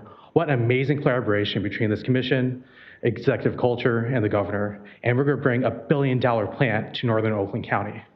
Well, you need infrastructure. You have to get people out to that plant. You have to make sure people can work all 3 shifts so we can keep that running, keep on growing our tax base out there, keep all the shops open. This is an important investment that we have. Now, you guys also really value entertainment and culture in this county. There's a bocce ball tournament that was international, and you heard amazing things about in the news, up once again in the northern part of the county. Now, people would love to have gone there, but you need to be able to get people up there also. Likewise, another investment that you made is in my community of Royal Oak. We're going to host about 600,000 people for Arts Beats and Eats at the end of this month, or start of next month. Another thing that you all sponsor. We want to make sure that we can get people to these investments that you're making. We want to make sure that we have ability to get people there. So you all are doing great things. We're growing the county. Let's continue to grow the county together. Give people the choice to decide. If people don't like it, it'll be voted down. If people like it, it will be voted on. But we will finally connect our county from north to south, east to west. Before I go, I'll say colloquially, I grew up in the Waterford area. I love the Lakes area. In college, I gave my car to my sister, state when allowed it at the time. So when I come home on the weekend, I would try to go down to southern Oakland County and couldn't. Now, don't get me wrong, being stuck in the Lakes area is a beautiful place to get stuck. Put me on Union Lake any day, I'll be happy. I wanted to go out. I wanted to explore the county. That is one of many stories out there. So I just hope that we can come together as a community and make these votes. Thank you. Thank you, sir. Next up, I got Laura Moreau. All right. Welcome. Hi, I'm Laura Moreau. I'm the supervisor of Springfield Township, and I appreciate the opportunity to speak. I want to kind of give you a better idea that Springfield Township, we're in the northwest portion of the county. We are in an area that is not a whole. It's not part of a missing patchwork piece. We are on the outer edges. The people in Springfield Township moved there with an understanding that they're moving to a rural area. We have over 600 acres of preserves in our township owned by Springfield, and that's the kind of community that people seek out, open space, rural community. And that's what's important to them. We also have a park and ride in Springfield, and we do see people utilizing that, but most importantly, we are taking care of our residents who need transportation. And we do that by a creative and efficient method that serves our community, and that is that we cooperate with Independence Township, and we transfer our smart credits to Independence. We've also supported the senior center through community development block grant funds.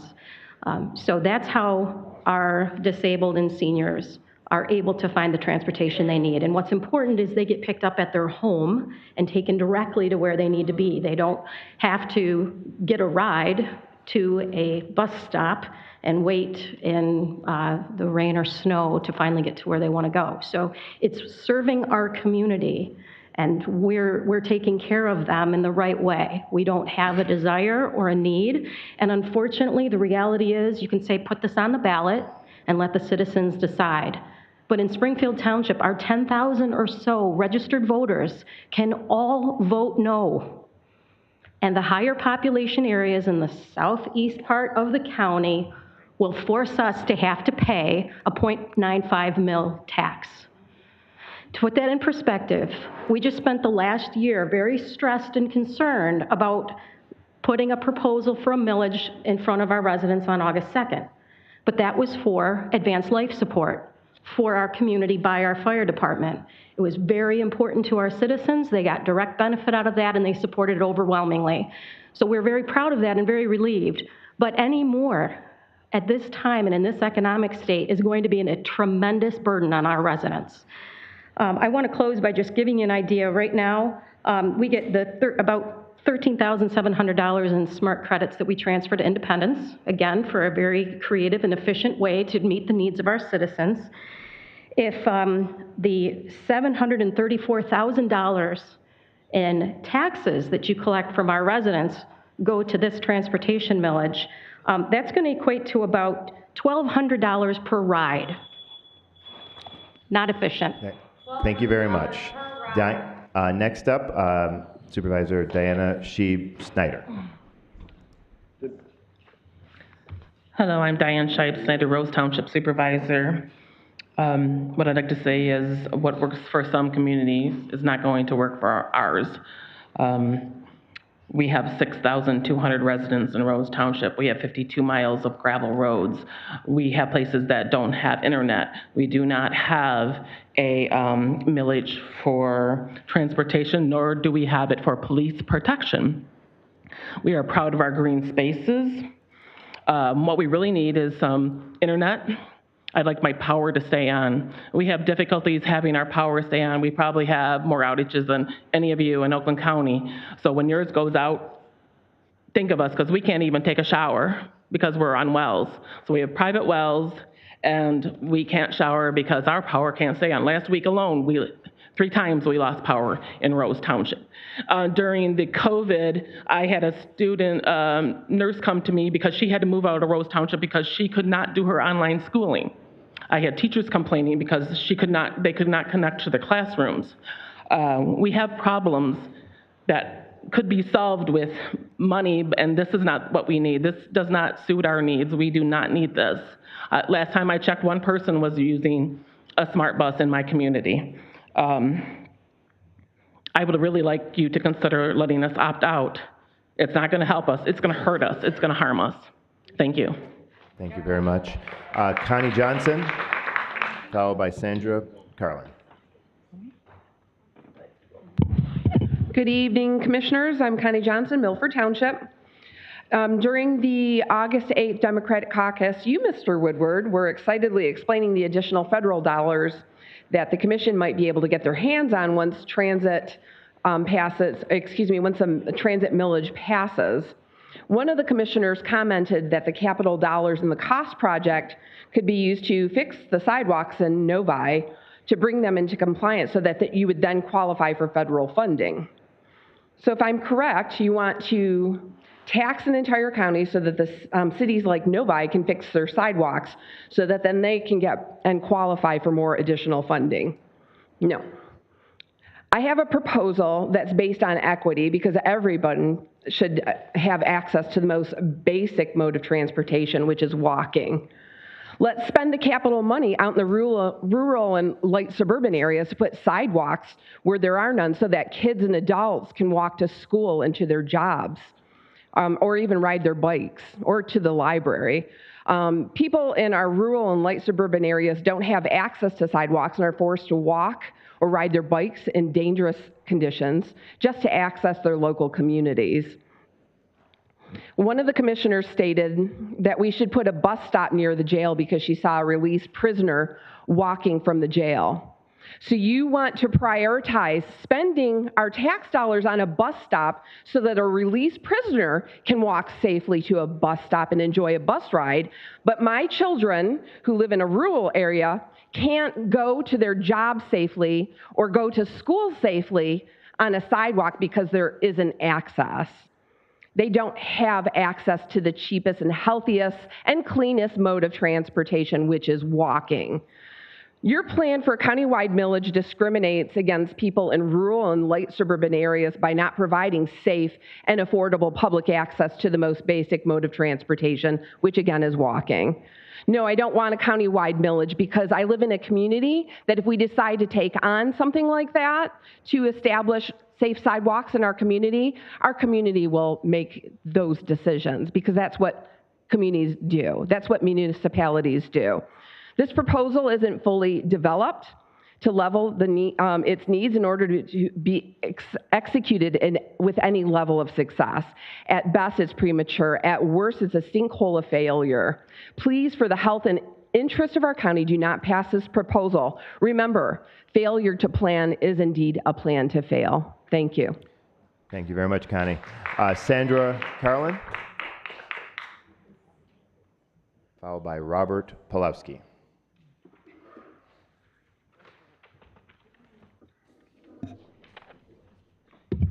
Sandra Carlin from Novi, Michigan. I got way too many notes here for 3 minutes, but smart buses aren't smart. It's not a profitable business, or it wouldn't need so much tax funding. Don't be too proud to listen to successful communities who are fiscally responsible. Has anyone thought about the unintended results of greening of our county? I have. Texas found out that abandoning fossil fuels during the winter doesn't work well when electricity goes out. Will these buses be electric, like all the woke people want, or will they be gas-powered? Do you commissioners even know? It's been my observation that the commissioners are not educated properly on issues that you are ruling on. You ignored medical professionals that warned for months, no, years, about masks and shots that don't work. Joe Biden down yet again with COVID. Opted out in the new plan are Detroit, Highland Park, and Hamtramck, the major users of the system. Why are we being asked to pay for their transportation? I like going to the Caribbean. Does that mean my neighbors should be taxed to pay for my ticket to get there? Here you are, still with your heads in the sand about masks, and now determined to force buses down our throats. You will own nothing, and you will be happy. Will you commissioners be happy once you surrender your property to transport other people to a mall that I can't even afford to shop at? How do we who own cars and homes own nothing by 2030? That's less than 8 years away. By World Economic Forum dreams and visions, high gas prices, supply chain issues, wealth taxes, and continual pandemics. Would you commissioners like to hand over the keys to your cars and start leading by example? How about you taking the bus here for the next meeting and every meeting between now and your midterm election in November when you get voted out of office? These buses do not allow people, once you make that snap decision, to enter the bus unless you have a mask on. Fool me once, shame on me. Fool me twice, fool me once, shame on you. Fool me twice, shame on me. No masks right now until monkeypox takes over and you decide you gotta wear them, I gotta wear them, or I can't use my bus system that I've just paid for. Not acceptable. Thank you very much. All right. Please, Robert Pawlowski, followed by Lucas Leszecki.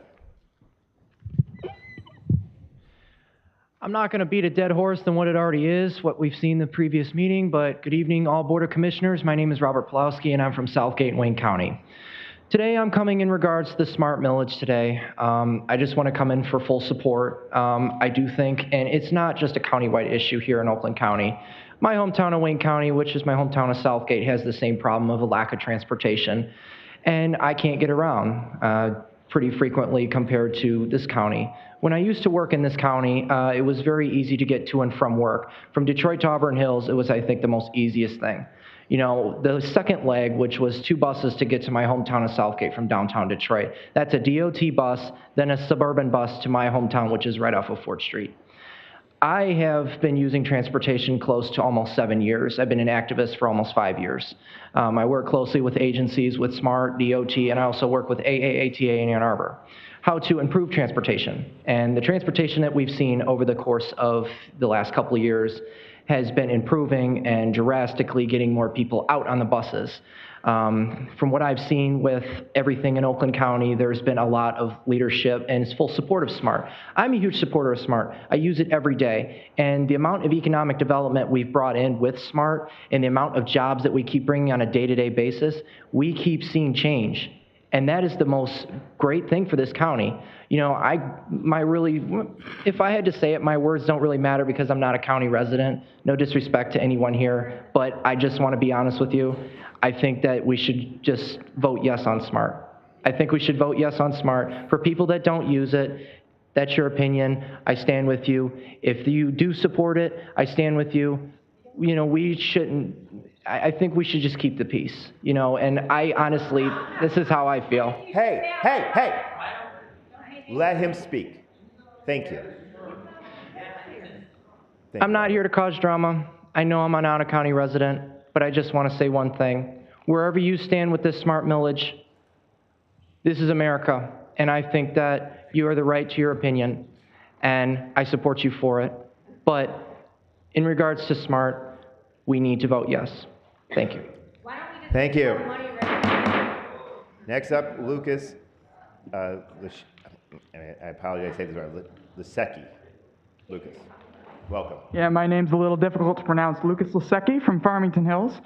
First and foremost, I'd like to thank and welcome. Now that's your problem. Excuse me. Do not disrupt these proceedings. Everyone's welcome to speak here. Lucas, please continue. Well, my apologies, but I don't want to catch COVID. Don't address, just talk to me. All right, well, I'd like to thank my friends from Wayne, Washtenaw, and Macomb. I don't know if there's anybody from Macomb here, but I appreciate the help. I am from Farmington Hills, which makes me an Oakland County resident, frequent SMART user. But this is a public meeting, and if we're going to run this like a private country club where only people from here are allowed to speak, I'll be glad to sponsor their membership as honorary residents for the day. Now, I am a frequent user of that smartest, simplest mode of transportation, the sidewalk. Get a little upset when Novi sidewalks just disappear on me when I'm walking down 12 Mile. But I also use the bus. I heard somebody say, I challenge you to take a 45-minute bus ride. Challenge accepted. I took a 3-hour bus ride to get here, across 4 buses with a stop for lunch at 12 from my home in Farmington Hills all the way up here to the Board of Commissioners meeting. And that's because there is no route directly up Orchard Lake, which would get me to Pontiac faster. I might sound like a broken record, but I repeat myself because the problems repeat themselves. It's because 3 small communities along the path decided they don't want any part of SMART, and that leaves me going all the way over to Woodward to get up to Pontiac for the meeting. Where was I? Yeah, the whole point is the opt-out system does not work. I've heard people say, let us opt out. No, that's literally the whole point. It's those opt-outs in the 90s that have caused people to suffer, have taken away people's transportation options, and that is what I hope we're putting an end to today with the vote on this proposal. A proposal which, I'm no Einstein, but it's a little simple math would say it would probably cost less per person here to fund this proposal than they spend driving to these meetings each time in their vehicles, paying for gas. And you know, there's a lot of opposition here, but you're not seeing the true face of who supports and rides SMART, because a lot of them are working right now. My friend from Southfield, who depends on Smart Flex to get to his work in Farmington, is working right now. He'd be with me if he were able, but alas, he's not, because he's working a minimum wage job. Now, I've heard also that this doesn't represent the constituents, but I think the best way to represent constituents, direct democracy, put it on the ballot, let the constituents decide for themselves. I believe that Oakland County has progressed enough that they will support this proposal across the board, but I hope the Board of Commissioners will give us the chance to make our decision for ourselves as a county. Thank you for your time and your consideration. Thank you very much. I've seen some more people signing up. I don't know if they're signing up for the second public comment, but yes, Commissioner, if you can get me both side lists, I will look at it. If people have, I mean, Charlie, bring me that list so I can keep going. Thank you. Is it first?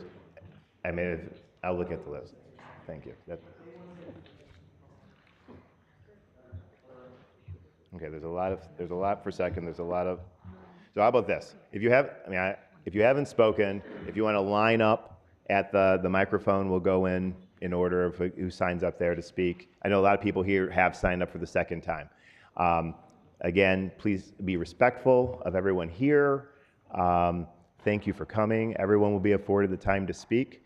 I ask, that sometimes all the things have been said, but not by necessarily everyone. So please take brevity if it's to reaffirm something that's already been said so that we can get on the business of tonight. Councilman Kittle, welcome. Thank you. I got a call from Dr. Fauci this morning, and even though it's been 2 weeks, I'm supposed to still wear this. So Bob Kittle, Mayor Pro Tem for the city of Auburn Hills, and yes, him for some of the comments that came out earlier. One of the issues that, and I appreciate the opportunity, Chairman, to speak. This is, and County Commissioners, thank you for the time, excuse me. One of the issues nobody's addressing is the fact that we have the region as a spoken hub design from the original architects, and having a grid type system, which is the transportation system we're trying to use, is problematic. It just doesn't fit. It's a square peg round hole thing. The other thing that concerns me about it is the local rule constitutionality of it. The jurisdictions that have opted out, to me, we don't have an electoral college here, so the heavily weighted southern section of the county is obviously gonna carry the weight up north. But more so, my bigger concern is that it doesn't scale. I don't believe this is a scalable endeavor, and I believe our citizens deserve better. I personally, as does the rest of Auburn Hills City Council, we have a couple of other city council members here, those that supported staying in rather than opting out to the millage. But we formed a committee a year ago, and I spent a year, first off, I'm a 15-year government data analyst, and then spent a year studying SMART data. And I think I know more about SMART than a lot of people at SMART do, quite frankly. I've come to the conclusion, we came to the conclusion that the system is broken.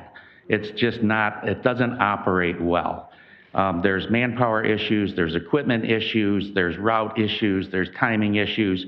And my concern is that I want public transportation. I want a better regional solution. I beg for it. But what we have isn't the answer, and just throwing more money at something that's a problem is just going to create a bigger problem. So as like many people said tonight, pause, let's pause. Let's think this through a little bit more. There's a lot of smart people in the jurisdictions around here, sitting in this room, and in other professions, automotive, what have you, transportation. And I think cooler heads could prevail, and maybe we could come up with something that we could all really be proud of and jump on board with. So that's what I'm talking about. Let's just try to improve what we have, and then let's work to scale it. But with the lack of resources to hire, with the lack of capital equipment, you can't buy vehicles, you can't buy buses. This is gonna be non-scalable in the short term. So thank you. Thank you, sir. Next, if you can just state your name if you signed up, I'll note it. Welcome. Thank you.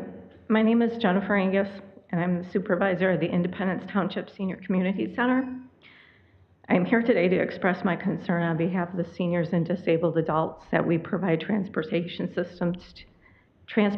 services to in Independence, Springfield, and the Village of Clarkston, with regards to public transportation millage that Oakland County is proposing for the November 8th ballot, brought forth by this Board of Commissioners. Independence Township has been running an opt-out transportation program for nearly 20 years. We provide 10,000 door-to-door rides every year to doctor's appointments, employment, 2 area hospitals, grocery stores, banking, dialysis, social engagements, libraries, municipal buildings, and a variety of other destinations. The diversity of the geographical area our program encases is unique, and not unlike many others in Oakland County. We operate as part of the Community Partner Program with SMART and run our program specific to the needs of the communities we serve. Several years back, we did a transportation analysis and determined how we currently operate was the most cost-effective and best level of service we could provide in our area. I've read the resolution approving language for this millage to appear on the November ballot and addendum A. I have little doubt in my mind, in no way, shape, or form will this millage expand or provide the level of transportation services to seniors, veterans, and people with disabilities in my area. And this is the language that you used. The social services issues that we could use support and resources from the state and county level, such as affordable housing and low-income rental subsidies, could most certainly be met by the millions of dollars that would be channeled into this one particular program that we already successfully operate. Thank you very much. Welcome, sir. Thank you for the opportunity to speak. My name is Eugene Dixon. I've lived in Bloomfield Township for about 30 years. Like the young man that spoke from Royal Oak, I have an undergraduate degree in economics, and I also have an MBA. However, I don't need a college degree. I don't need a high school education to look at an operation that costs $100 million a year, that brings in $4 or $5 million in revenue because they're charging riders $1 a ride. I mean, this is insanity. It's better, make more sense to use Uber and Lyft, have people pay a minimum of, let's say, $5 or $10, and then subsidize everything above that. It would be cheaper. In terms of putting it on the ballot, I think it's a great idea. I'd say go for it. Put it on the ballot. Let all the community see what you folks are about, and they will not only vote this initiative down, they'll vote you out of office. Thank you, Mr. Dixon. Next.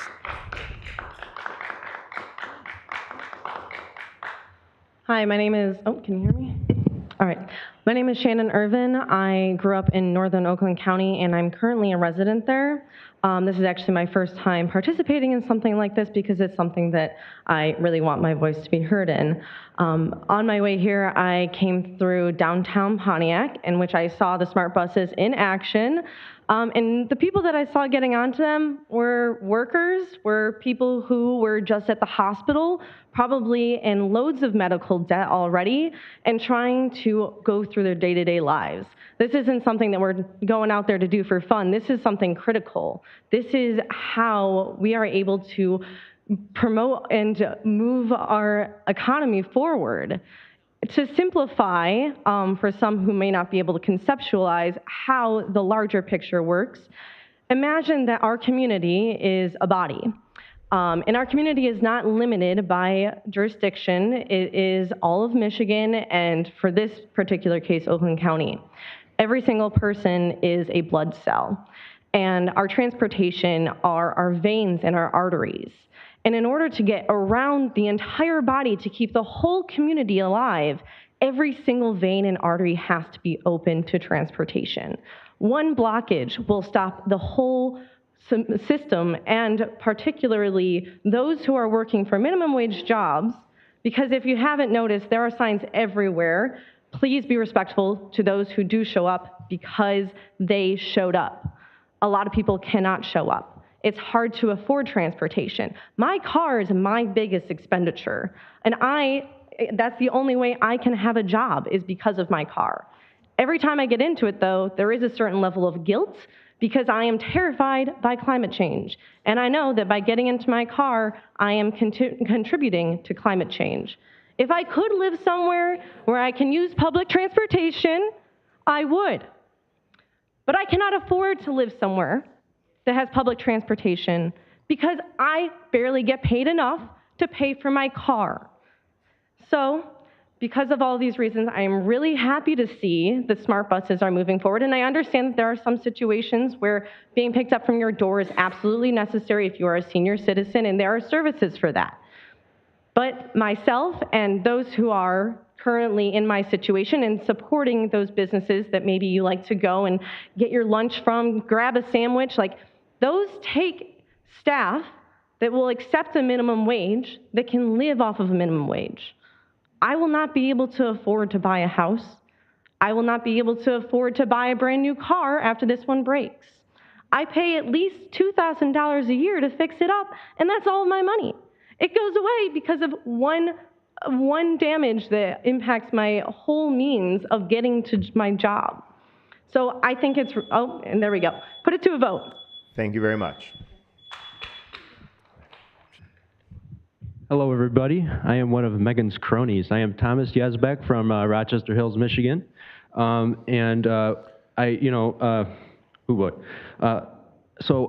obviously, I am here to support public transportation. I applaud the County Commission for putting this to a vote. Remember, you are free to vote if this passes however you would like in November.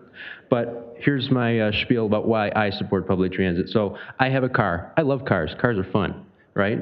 I love mud. I love mountain bikes. I love doing all that fun stuff. But cars are expensive. You know, some people here were talking about they will take everything from you. You own nothing. Well, if I keep having to pay an exorbitant amount of money for my ancient car, it has lots of repairs that need to be done. This is independent of how much it costs. It's an old car, it needs lots of repairs. I'm not going to be able to afford a house. So, frankly, you know, as much as I love cars and how important cars are for the Motor City, for this region, not all of us want cars. You know, some of us want to be able to have the option not to have one. For people that love that, you know, I want to make it clear that this proposal, this plan, is not going to take anything away from the majority of people that drive cars or anything. It's not going to change anyone's lifestyle, and it is actually not going to just be for SMART. This money is going directly to agencies like WODA and NODA without any oversight from SMART. This is a big change. I want to also talk about what is the true meaning of freedom. Because yes, if you have a motor vehicle of your own, you can hop in there, you can start up anytime and go where you need to go. Some of us, though, do not have that type of freedom. And frankly, I mean, people need to ride in dignity, right? Bumming rides from friends or having to walk 10 miles. I live in Rochester Hills. I see people walking into Rochester Hills, which is not served by SMART, because they don't have any other options. I don't think that's right to force people to do that just because we want to save homeowners a few dollars on their tax receipts. I'm a young person. I'm 27. I'm pretty young. I went to Rochester Adams High School. Barely anybody from my graduating class still lives in this area. You know why? Because a lot of young people aren't getting driver's licenses at all. And they want to move to places where there is a transportation ecosystem where driving coexists with other options, or other options are even more convenient than driving. Now, there are a lot of people who know that Oakland County is the home of Automation Alley. We're not going to change people's lifestyles anytime soon, but for some people, countywide public transit is a game changer, and it's something that we had 30 years ago that we are bringing back now, hopefully. So I just want to congratulate again this commission for putting this up to a vote. This is what democracy means, and I hope that moving forward that the transportation options in Oakland County will improve and keep Oakland County a beautiful place to live. Thank you. Thank you very much. Good evening. My name is Joseph Valdez. I want to congratulate him on the good work he's doing here. These people over here, I'm not a Republican or Democrat. I'm neither, all right? I own my own marketing company, all right? I deal with the federal lifeline from the FCC. I have contracts from the federal government to provide low-cost free phone service and low-cost tablets to some of the disabled and some of the seniors, all right? I believe that SMART does have problems. Yes, they have problems. But at the end of the day, transit is not to be profitable. To try to make it profitable, that's suicide, in my opinion. I'm speaking, all right? I'm not going to be silenced. These people are going to silence me, period. I'm speaking my mind. I don't care. But at the end of the day, put it on a vote. Let people vote. If you want it, you vote yes. If you don't, vote no. All right? I don't have a license. I don't have a car. I live in Ferndale. I grew up by pouring food stamps and eating out of a soup kitchen when I was a child, all right? Now I own my own business, all right? I saw the struggles. I bet you a quarter of these people didn't see the struggle of eating out of a soup kitchen as a child. Now you're silent, huh? Yeah, whatever. Direct your comments to me. I don't care about your story. Your life don't matter to me. At the end of the day, please vote. Just vote it on so that way we can get people to hopefully vote yes for it. That's all I got to say. Thank you very much, sir. Thank you. welcome. Shh. All right, my name. Wait, Shane, just one second here. Hi. Everyone in the audience, please be respectful of everybody. I mean, everyone's invited here to be able to speak and say their piece and address this commission, and we should afford that to every single person. So please, Mr. Trejo. All right, my name's Shane Trejo. I'm with Advance Oakland, and I'm here to talk about a study that was commissioned by the Department of Transportation. So about the future of transit back in 2021. Department of Transportation, so not a partisan study by any means. Here are some excerpts from the study. Analysts anticipate that some elements of the short-term responses of individuals and businesses from COVID-19 will become permanently changed behaviors. Transit ridership had been declining for several years before the COVID-19 pandemic, in spite of strong economic growth. There is a proclivity toward inflexible rail transportation and large buses that cannot adapt to changing market conditions that are largely empty outside of rush hour. These modes depend on high occupancy rates to produce real benefits.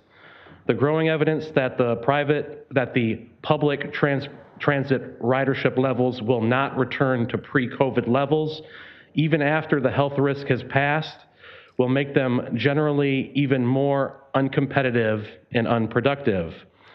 Being responsible stewards of transportation resources will be aided by a culture of responsible spending throughout the levels of government and across all sectors.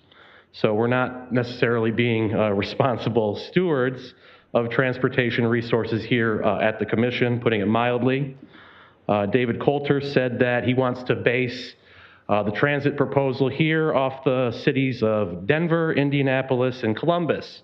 All those cities are bankrupt. Tens of their transit systems are bankrupt, hemorrhaging tens of millions of dollars, and can't even remotely come close to being viable, even with federal bailouts. So obviously we could do this much cheaper, much easier. We're not, because the Democrats don't want that. They want another huge, massive bureaucracy going along with the road commission takeover that's also in progress. So it's about more control.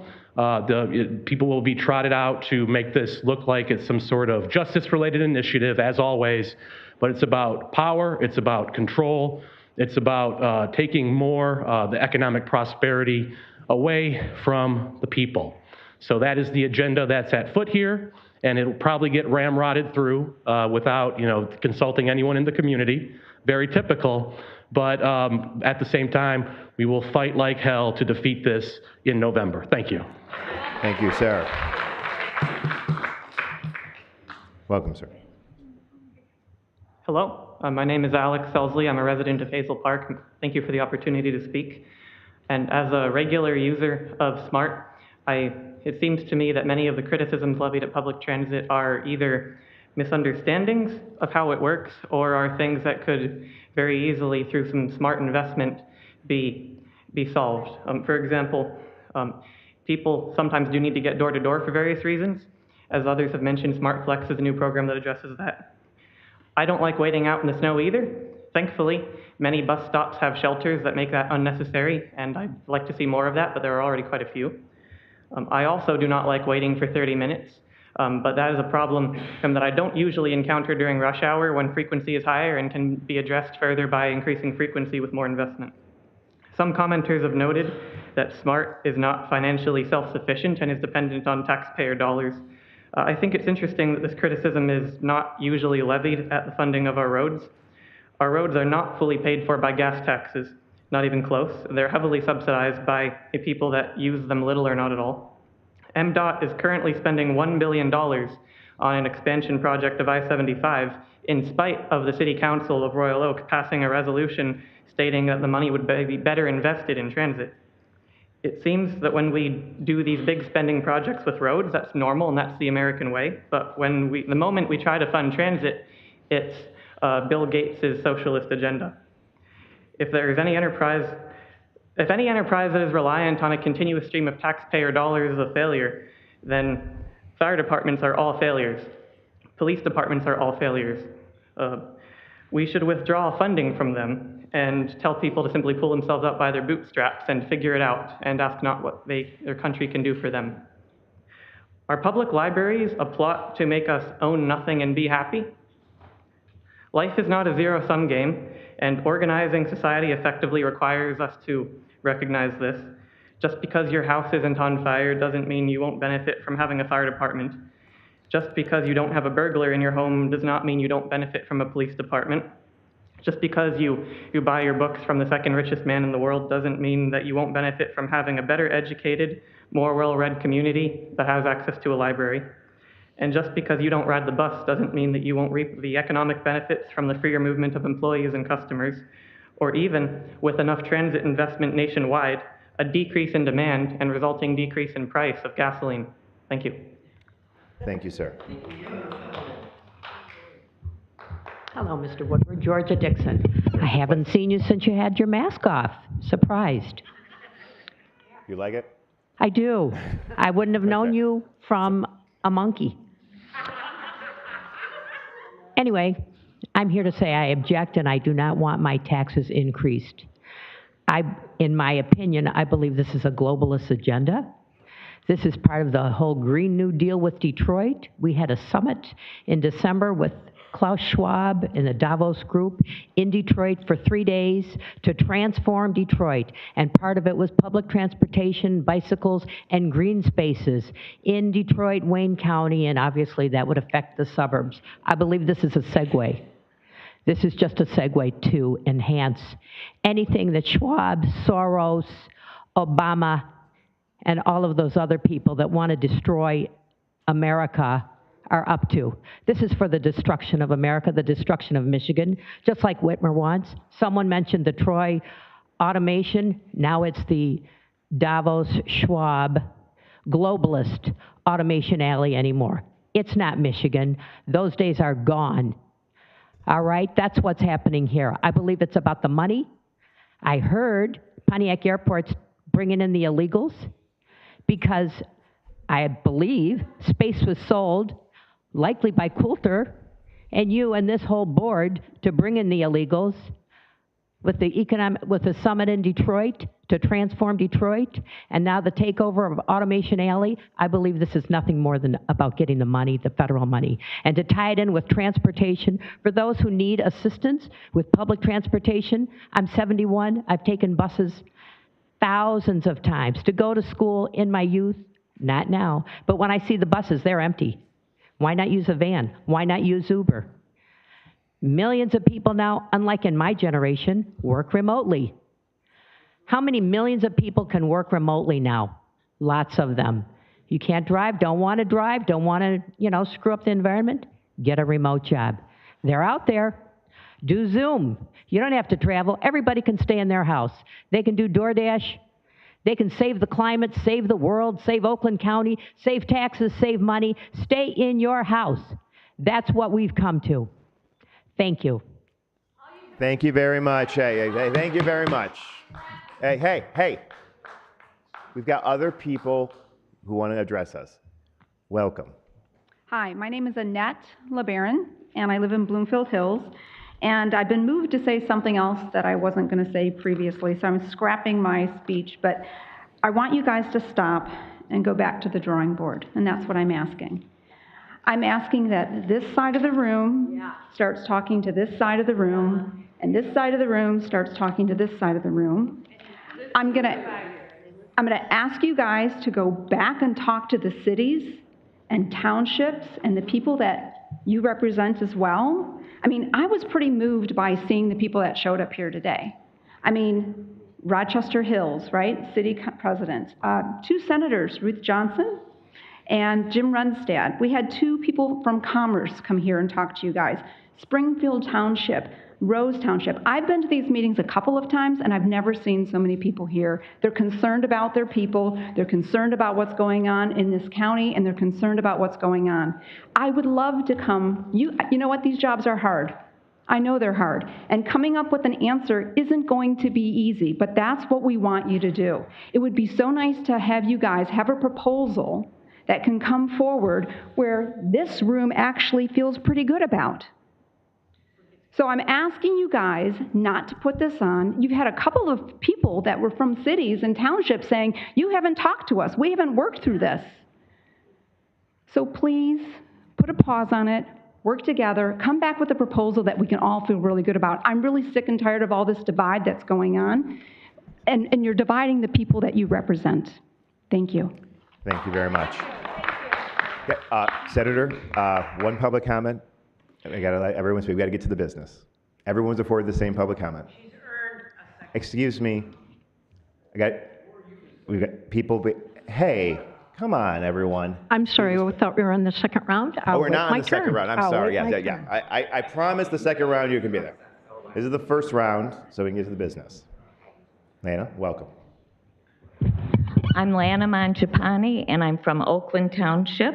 And I'd just like to say that I did know John Hertel very well. I was able to sit in on a couple meetings that the people that wanted rapid transit were in. And they stopped it several times. We spent a lot of money for rapid transit, and they had some very good ideas. But when it got right down to it, it was too costly. And they did not do it yet. I think all of you want to serve the public in the best way you can, give us the best transportation that we can have. However, there still are a lot of little quirks that we need to work on. So some of them are getting me to use my phone. That's the first one, if I can get it. Because I left the house today. I thought the meeting was going to be at 6, and then I heard on the radio it was going to be at 4:30. So I don't have my notes, just some little things I dabbed down, and I can't get this up. So, oh, it's so quiet in here. Charlie, you can get this up.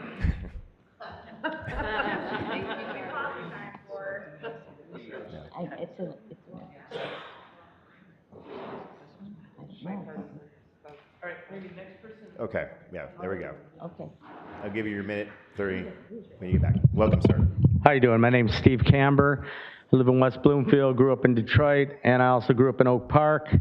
And I left here back when I was 40, moved out west to Phoenix, and came back 4 years ago.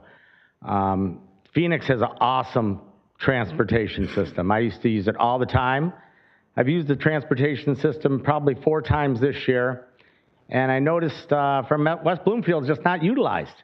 I mean, there was like 3 people on the bus, and I thought, wow, this seems like a real big waste of gas. Something ain't right. Something's not organized properly. So I think instead of just throwing money at things, which people tend to do, we need to just really research this thing beforehand. We can't just throw money at everything and think we're going to get a solution, because that seems to be the wrong way.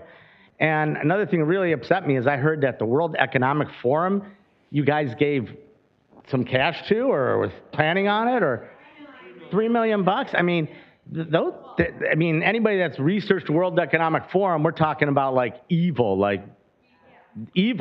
Just not a good agenda for anybody. They would like to, definitely, you'll have nothing, and then we, the elite, will be happy. That ain't right. So we need to get out of any involvement with the World Economic Forum. I don't want my tax dollars going to the World Economic Forum, the axis of evil. This is a bunch of bull. So I think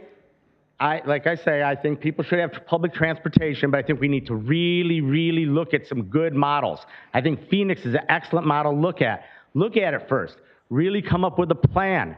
And then we can talk about expenditures after we look at what we're spending on money on now and see, okay, let's see how we can use what we got now. All right, we're short this amount of money. Okay, let's maybe look at something reasonable. We just can't throw an arbitrary number and say, oh, yeah, let's vote for all this cash go out.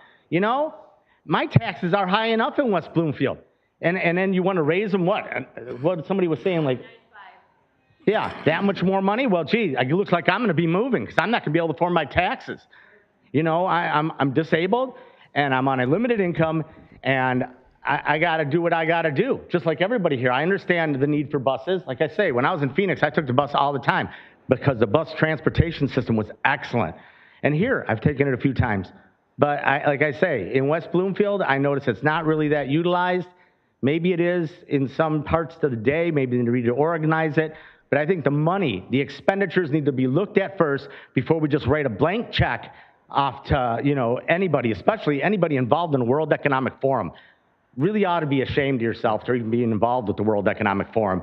And I just say, down with the World Economic Forum, United States of America first, and let's spend our money right, because the future generations depend on it. Okay? I got 4 more seconds. God bless America. God bless all you. I hope you rebuke, repent, and restore whatever damage you've done. Thank you, sir. Lana, Lana.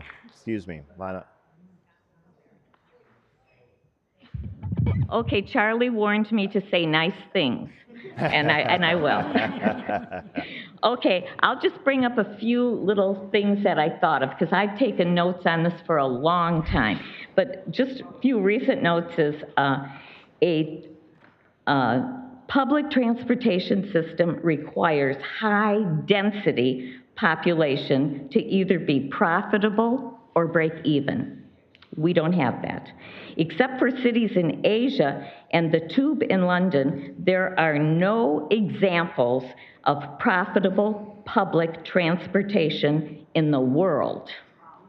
All public transportation in USA is unprofitable and is heavily subsidized by taxpayers to build and maintain it.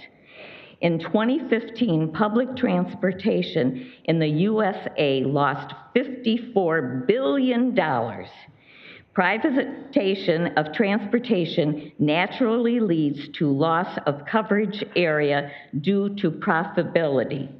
Attempts to make public transportation profitable leads to loss of coverage area and high ticket prices.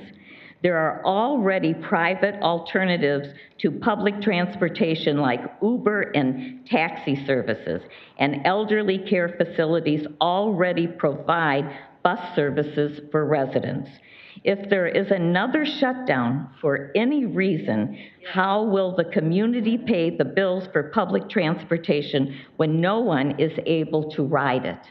We have very serious issues to look at and to think about and to plan for and to resolve before we put this out to the public to vote on. Because if we put it on the ballot, they think we are supporting it. And they're more likely to vote for it if they know nothing about it. So what we have to do, and I would like to be one of you. You know I talk to all of you all the time anyway. But I think we've got to find out as much as we can first. Get your information. And you all talk to each other. I don't know why anybody would think that they don't talk to each other, because they do. They may not always say the kindest words, but they do say a lot of things to each other. They do talk to each other. So I think we've got a council here that do work. They work. Let's just say they work. We won't say they work together, to each other. But they're in touch with each other. So let's have you all, before you put a date to put it on the ballot, get the information. There is so much information about this. Call some of the people in the past. If you want to know who worked on it, it was mostly Lana, Hertel and his Thank you very much, So Lana. please, let's get the information before we put it on the ballot. Thank you, Lana. Thank you very much. All right. Okay, so I think everyone spoke for first public comment. We got to get to our business, and then, Senator, you're first up for the second public comment. But we're ending. We have to get to the board work, and then I'll ask you to speak at the second public comment. So not now. Not now, but you are first up. I promise. Okay. That will end public comment and bring us to the regular agenda.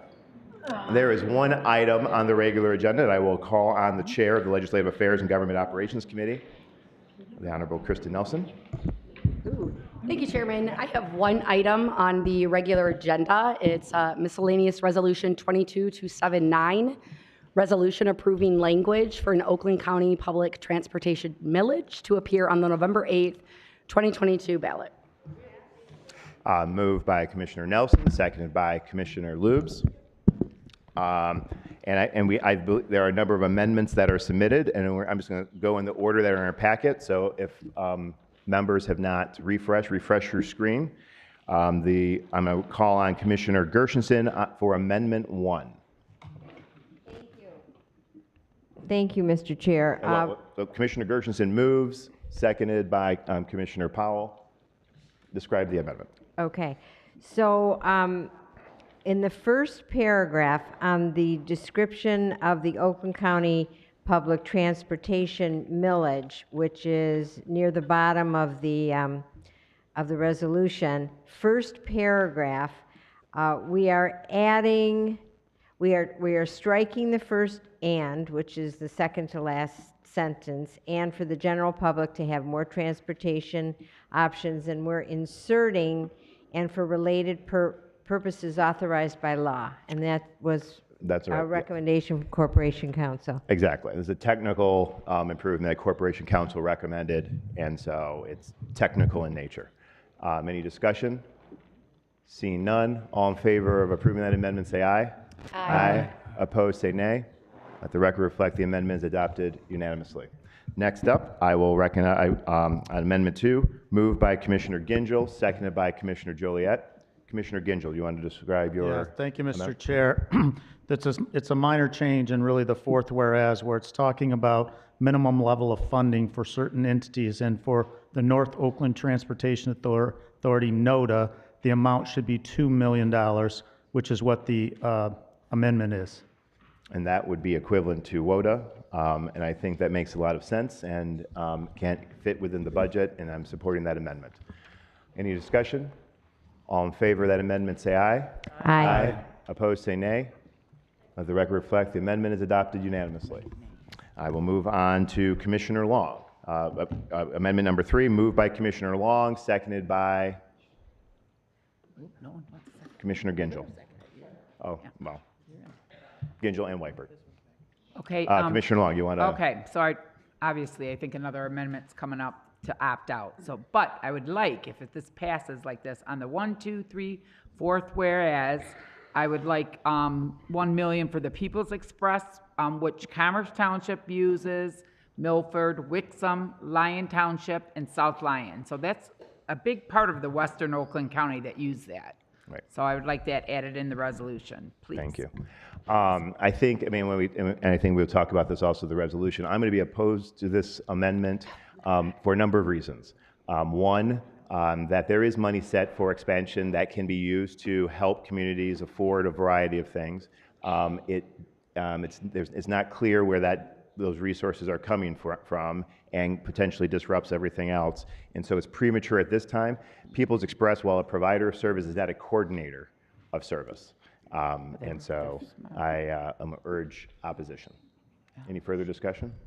Yeah, I urge you to vote yes, please. Okay. That's All right. my discussion, because I am a little, concerned. I don't want just a verbal. I want my community to be covered in here, and that's what they use. So I hope someone will join me in supporting this from the other side. Thank you. Well, we need two. Two people. Okay. All in favor of the resolution say aye. Aye. Opposed say nay. Nay. Nay. The nays have it. The amendment fails. Commissioner Spiz, Amendment 4. Do you want a roll call vote, Commissioner Long? Going back, if we can get a, Mr. Clerk, can you call the roll on amendment number 3? Got a question. Yes. Got a question first before the vote? Yep. This being in a whereas clause, can I understand? Okay, just wanted clarification. This is in a whereas clause? Okay, and I just want to understand the binding nature of that. Does anyone have? I think one, it's not a transit agency, Okay. and encourage people to vote no. Okay. Mr. Clerk, please call the roll on amendment number 3. Oh. Chris, vote.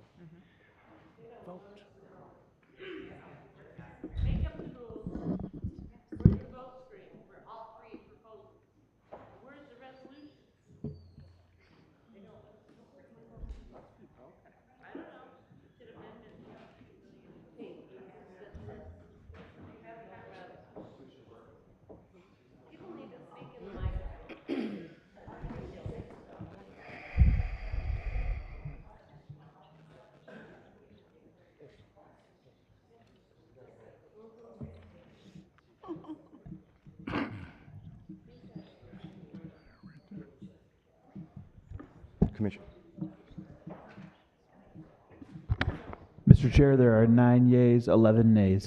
The amendment fails for insufficient support. Moves on Commissioner Spiz on Amendment 4. Commissioner Spiz moves Amendment 4, seconded by Commissioner Kowal. I'm going to cede the floor to Commissioner. Excuse.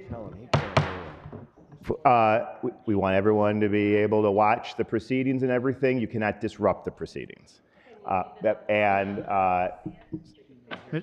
Mr. Chair, I'm going to cede the floor to Commissioner Hoffman. Certainly. Commissioner but Hoffman, this- if you want to speak to amendment number 4. 4. Yes, by all means, sir. All right, I'd like to insert in there only those cities, villages, and townships that approved by a vote of the people shall be levied the .95 mils. Those city, villages, and townships that do not approve by vote of the people shall not be levied the .95 mils. If this millage is approved by all CVTs and levied, revenue will be distributed to Oakland County, Smart, NODA, and OPC. I'd like to speak to this too. Is there a second? It's already been seconded. It's been moved it's and been seconded. seconded. Yes. Continue. Discussion. I want to appeal to my colleagues on the other side of the aisle. In my opinion, this is bad government on steroids. First of all, we rushed this proposal through. We only hear All right, about it a week ago. Commissioner Hoffman, speak to the amendment. I am. That's not the amendment. My district alone will pay $3.2 million a year, just my district. I'll give you an example. Holly Township, who has their own, they service the needs of their community for $4,500 a year. They're going to be taxed $400,000. This is not good government. This is not well planned out. And because of lack of planning does not create an emergency on my part. I think we need to take a step back. We need to do something about it. The first step should be let these communities opt out. And I want to make it clear, I think I'm speaking for everybody. No one here is opposed to transportation. There's a big need for it. There's different areas of the county that are meeting it, WODA and NODA and these other southern communities where the demand is higher. But I think the way we're setting this up to take all this money, I just think it's bad government. And I'd like to appeal to your sense of fair play and common sense and open, honest, and transparent government. Okay, so I hope a few of you, maybe all of you, support this opt-out. All right. Commissioner Hoffman? Yes. I'm going to rule this amendment non-germane for the following reason. Corporation Council has been consulted that this is a countywide millage proposal. It's levied uniformly throughout the county. No state statute authorize an opt-out provision of a county millage, and therefore it's not germane. Okay, I have to ask a question about that. Why is it not germane? Smart. Because the state statute, excuse me, okay, Commissioner Hoffman, it's not germane because it's the countywide millage, and there's no state statute that authorize opt-in. So it's unlawful and unconstitutional. Okay, how does Smart do it? How does Smart have an opt-out? Well, unrelated to this amendment, the amendment is totally not germane related. and is dismissed. Smart is a transportation Commissioner tax. Hoffman, we're not talking about the Oakland County Public Transit Authority. This is about this amendment that has been deemed unlawful because it does not comport to state law. Mr. Chair? Mr. What? Chair? Move it. So, amendment Excuse me. Amendment number 5. Mr. Chair, I would like to request a conference with Corp Counsel on that matter. Request what? Request It's a been conference ruled with Corp Counsel. non-germane. It's been ruled non-germane. Call for a vote. Can I challenge the ruling of the chair? You move to challenge ruling of I the move the chair. challenge Seconded ruling of the chair. by Commissioner Gingell. All in favor of overruling the ruling of the chair, say aye. Aye. Opposed, say nay. Nay. Roll The call, nays please. have it.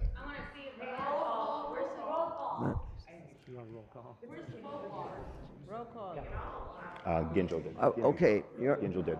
Chairman. Gingell did it.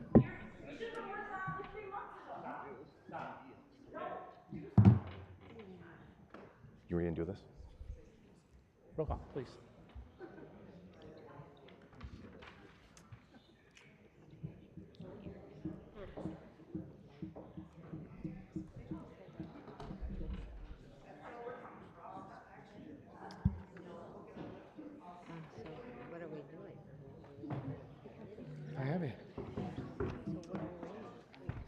He wants to overturn my ruling. So we just took a vote. We need to put the vote on. Yeah, we just voted, yeah. Oh, Okay. So prompt the vote. If vote no sustains the ruling of the chair, which is in accordance with Corporation Counsel. Vote yes to try to overturn it.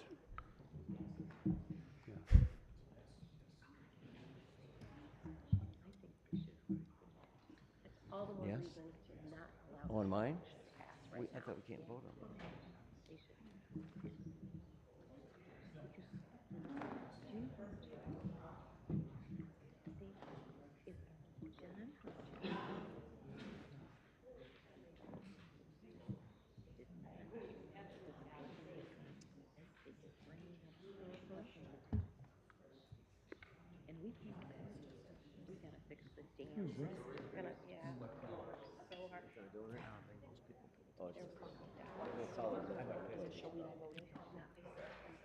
I touched it and it didn't light up, so maybe it was just.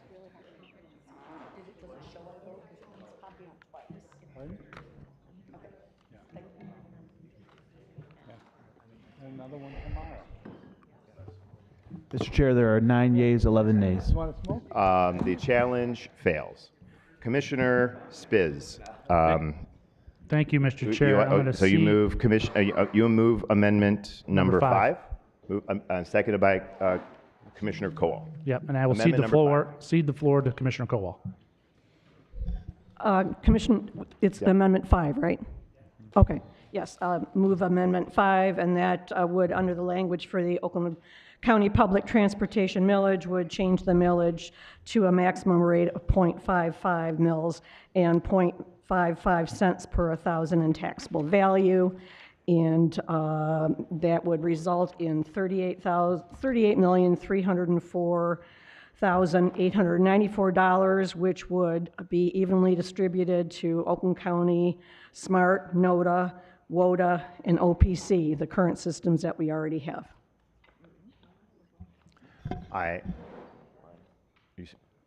Commissioner Kowal, On the amendment? Well, yes, on the amendment. amendment. Commissioner Of course. Spiz. Yep. Based on the current math, the current cost to fund SMART, NODA, WODA, OPC, and the others is about $37.9 million. So by changing to .55 mils, it would allow us to continue to fund each one of those entities at their current sources. And with what's going on in the economy right now, are we really going to put capital investment in place within a year? You know, are we going to have the plans in place? Are we going to have all these other things in place? So can we back it down to .55 mils to allow those entities to continue to operate and not spend the additional cash at this time? And as property values increase, as they do every year, we'll have additional funds that come into this entity. I'll speak to this. I mean, this is clearly a poison pill amendment to gut the success of this. It provides no money for the capital, which means the bus is necessary to provide the support to agencies that are providing support in the rural areas. It will not provide enough support to be able to expand service, to be an improvement above what we have. And so I encourage commissioners to vote no. Any further discussion? All in favor, say aye. Aye. Opposed, say nay. Nay. The nays have it.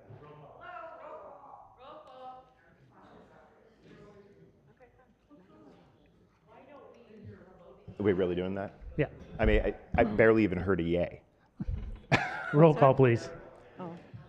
Mr. Clerk, please call the roll on amendment number 5. I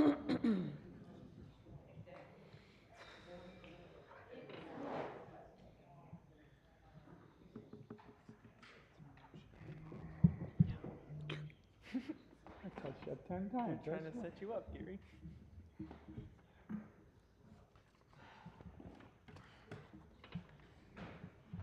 Mr. Chair, there are 9 yeas, 11 nays. Sufficient number not voting in the affirmative, the amendment fails.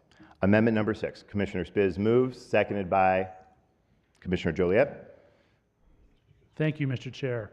This one adjusts the mill rate from .95 to .75 for 75 cents per thousand for an overall annual total of $52,233,947.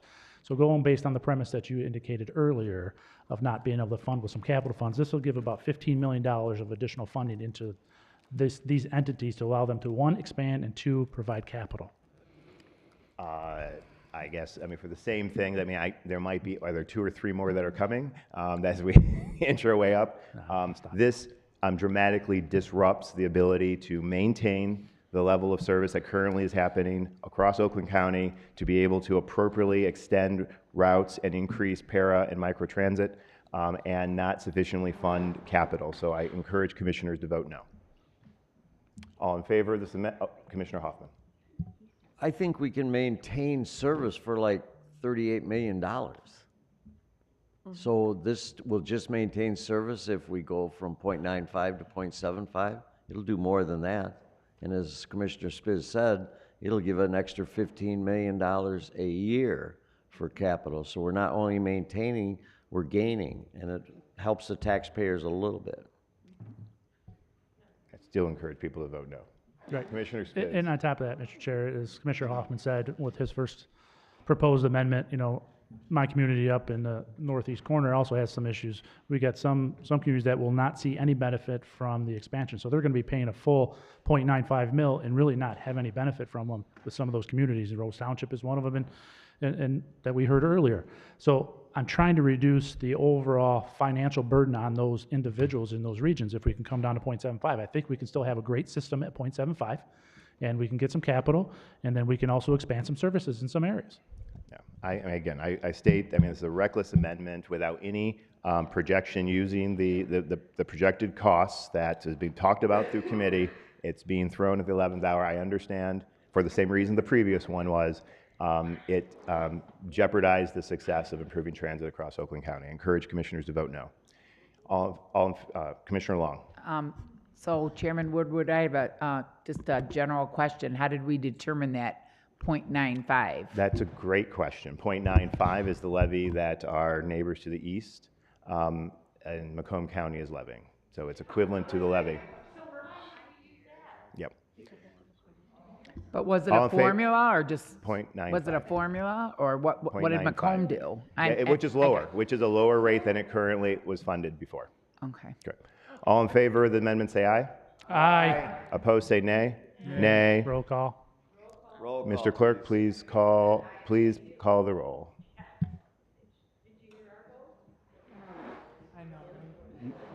Charlie, you can get on board. You're cutting taxes. No.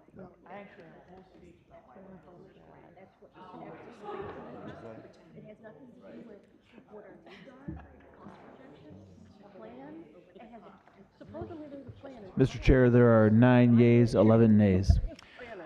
Insufficient voting in the affirmative. The amendment fails. Okay. That brings us back to the main motion. Any discussion? Commissioner Kokendorfer, followed by Commissioner Cavell. Thank you, Mr. Chair. There have been a lot of thoughts, a lot of debate. There are a lot of different views on this, right?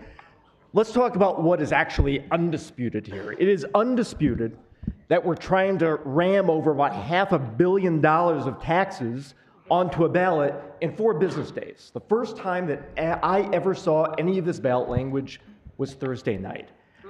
And I want to be clear about what this is and isn't. This is not about whether public transit is good or bad.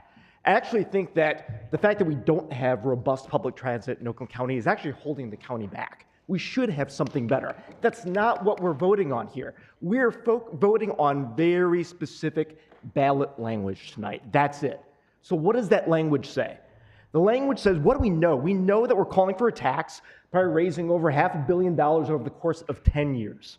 And we also know that individual communities have no assurances of what they're getting for that money. If you look at the ballot language, we have no idea what these communities are getting. There are no protections built in for taxpayers. There's nothing saying that communities will receive the proportionate value that they're paying into this system.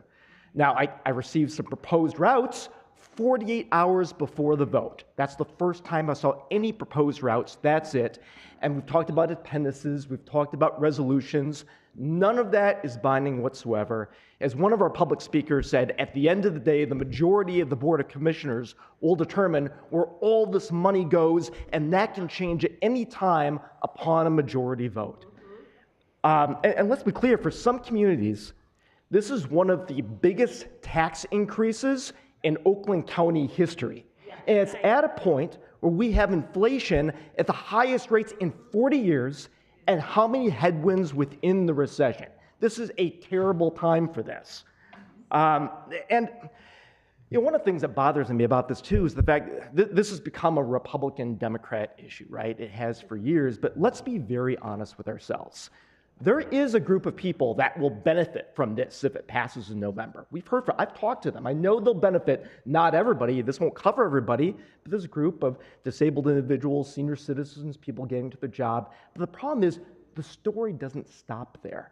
We're helping that group. We're also hurting a really big group with this ballot. It goes both ways. And probably the last may be even bigger. There are senior citizens on limited incomes who may have a very old car that works, they need to get to various places that would not be covered by this plan, that still need it. It's going to be devastating for them. So let's be honest. We're helping some people. We're also hurting a lot of people. And it's happening so fast, we can't negotiate anything better. And as a result, I'm from Rochester Hills, Rochester, right? We have the OPC. We have a local millage for transportation for senior citizens and disabled individuals. If we doubled that millage, if we doubled the benefits that our residents are getting from that, that would still be 5 times lower than the millage that we're talking about here. There is a better way to do this. This is the opposite of good government, and that was why I am a no. Thank you. Thank you. Commissioner Cavell.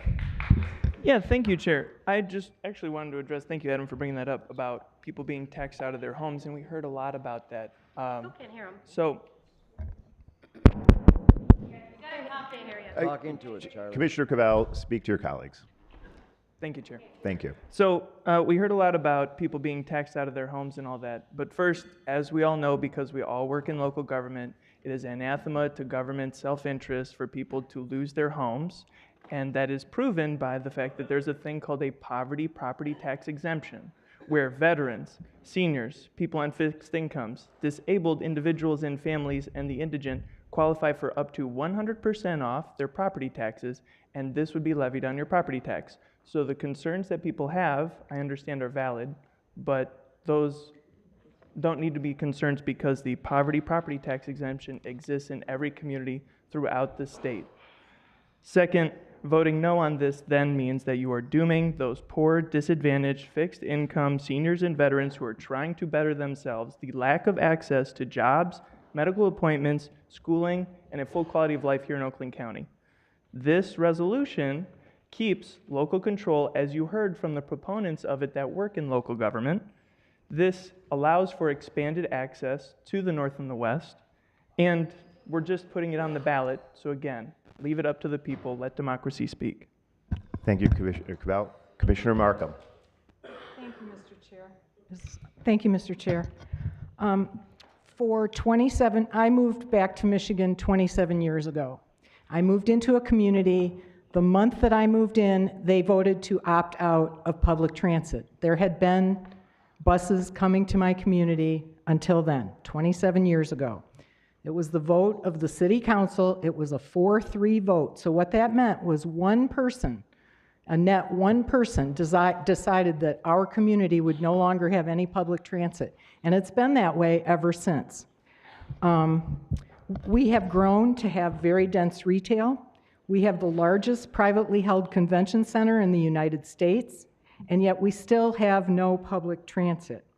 We have workers who come to work at the malls and at the restaurants, and they get off the bus 2 miles from the mall, and they walk to work at the mall. And I see them every day, winter, summer, rain, or shine, walking to these $10 and $12 an hour jobs off the buses. And I have stopped and talked to some of them and asked them where they come from. And they come from Southfield, and they come from Farmington, to our community to work. They get up at 5 in the morning to catch a bus and another bus to get to the place where they can walk to work 2 miles to be at their job by 10 a.m. They spend 3, 4, we heard it from some of the folks today, 3, 4 hours. When I first took this job, I plotted out how long it would take me to get from where I live to the county on a bus. And it's over 3 hours, and it wouldn't be at the right time because there is no adequate public transit. Employers are having difficulty hiring people. Non-drivers cannot get to jobs. I knew a very wise leader at one time who told me, we give the taxpayers all the government that they're willing to pay for. And so based on that, I say, put it on the ballot and let the voters decide whether the taxpayers decide whether they're willing to pay for it. That's the fairest way. It is democracy, and I am in support of this proposal because it will do just that. Thank you. Thank you, Commissioner. Commissioner Gingell, followed by Hoffman. Thank you, Mr. Chair. I mean, if we go back and look at this issue over time, this issue's been a lightning rod. It just has. It's been politicized by both sides.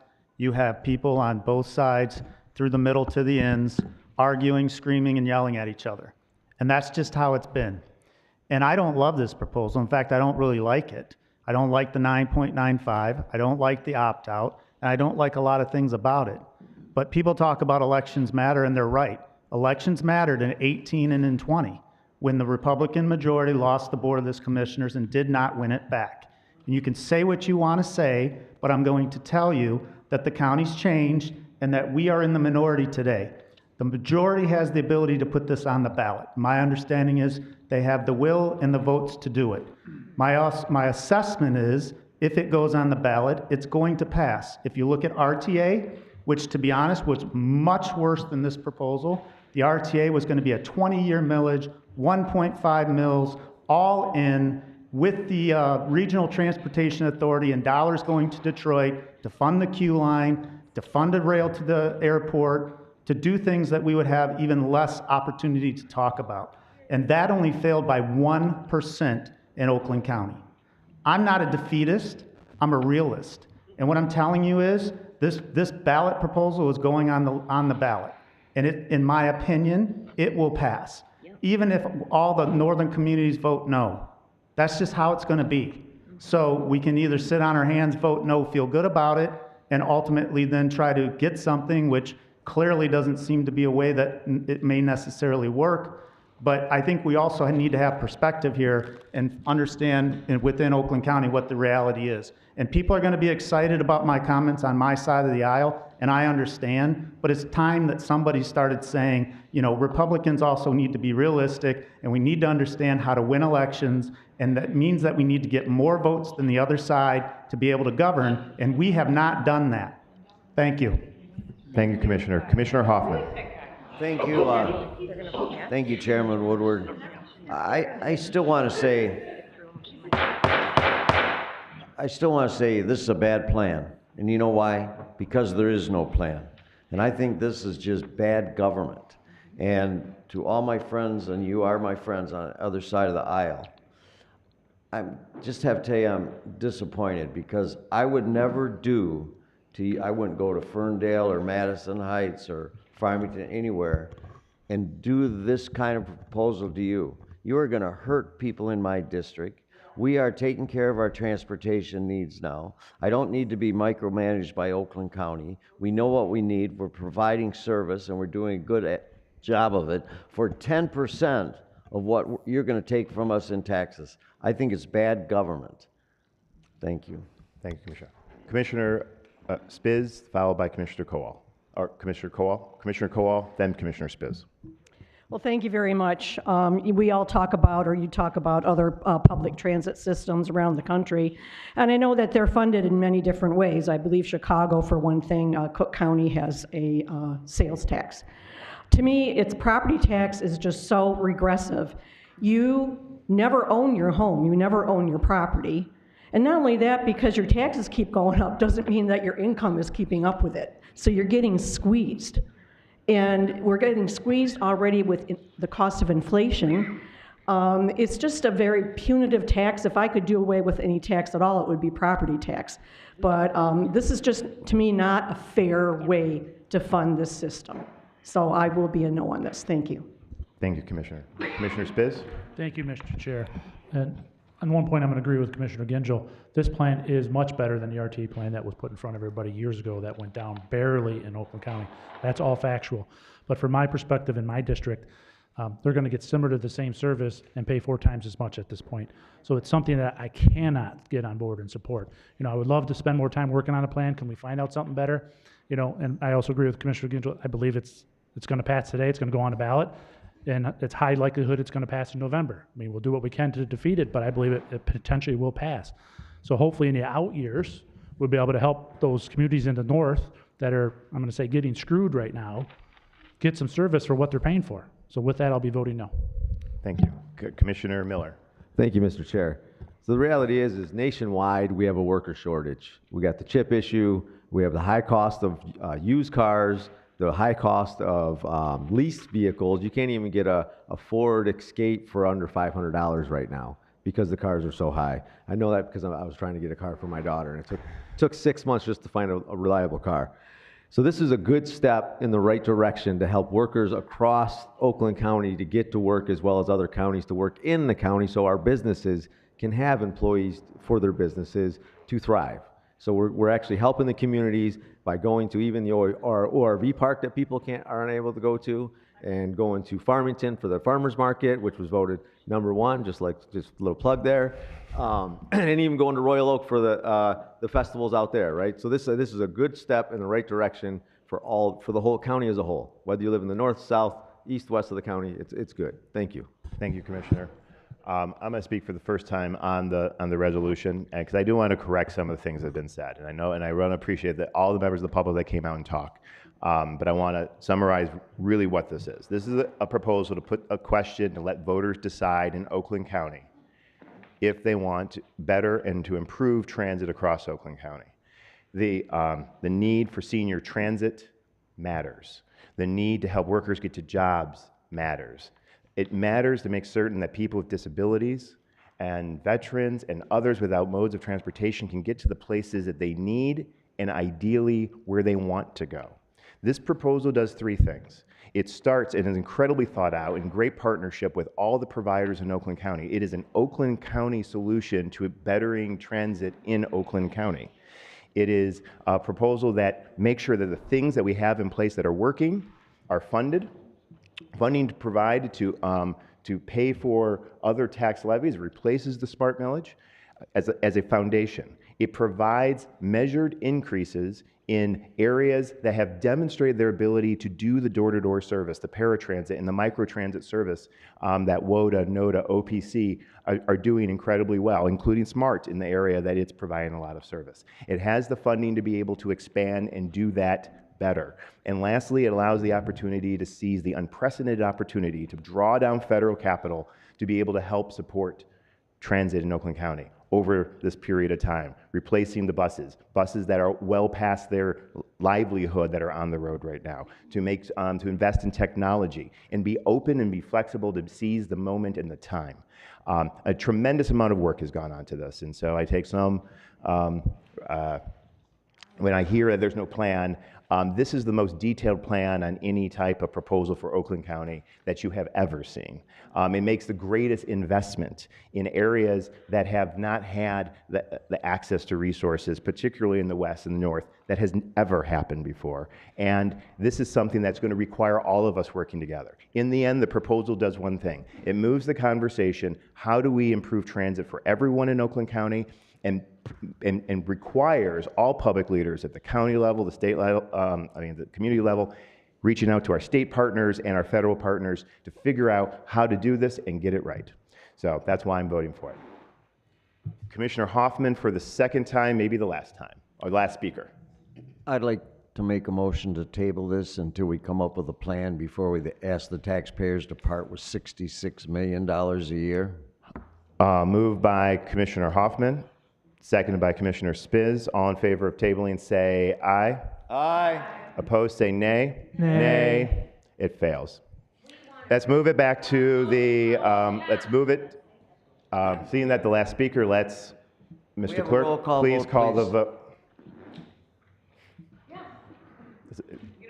You want it? Please. Mr. Clerk, please call the vote on tabling. On tabling, not the main measure, on tabling. And I will be voting no.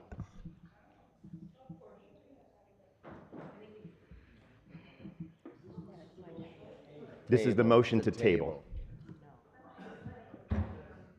Putting the wrong one up there. Yeah, okay. This is the motion, voting on the motion to table.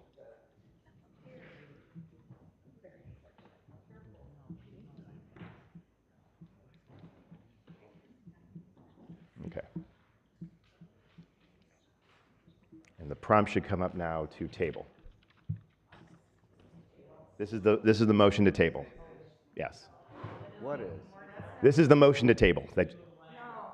Wait, mine doesn't say Even that. though the language says that it's the main motion? It says, wait just a second. What, hold on, just shh. This is the motion to table. Okay. Is there, I already voted, so Mine doesn't. does someone have the prompt? Mine doesn't. Roberts doesn't say that. It doesn't say, what does it say? It's the original one, all the colors. It looks different. Okay, Mr. Clerk, do you have the motion to table? Can you take a verbal vote for someone who's?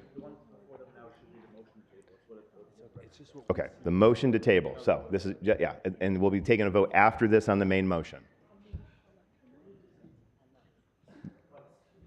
The motion, this is motion to table. All right, if people are concerned about that, the clerk can call your vote on the motion to Yeah, table. mine's not up there. Okay. Mr. Clerk, can you call on Mr. Hoffman?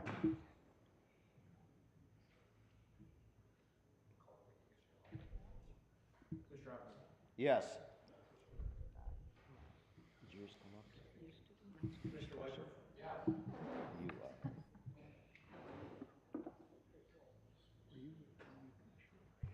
Mr. Chair, there are, on the motion to table, there are 9 nays, 11, 9 yeas, 11 nays. An insufficient number to vote to table, the motion fails. That brings us back to the main motion. Mr. Clerk, please call, I forgot the words. They're all, well, just prompt the vote. Prompt the vote on the question, the resolution.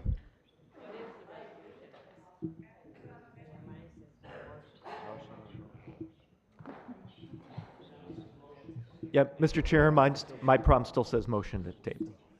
All right, how about this? How about this? How about this?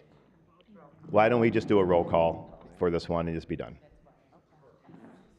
These motions to confirm the things that already were determined has disrupted the flow. But we're good. My friend. You're good. Yeah. Mr. Chairman, I just want to be, that we are now about to vote on the main motion. Correct. Thank you. And we're going to do it by roll call. By roll call. We'll do it by roll call because Perfect. the prompt on there.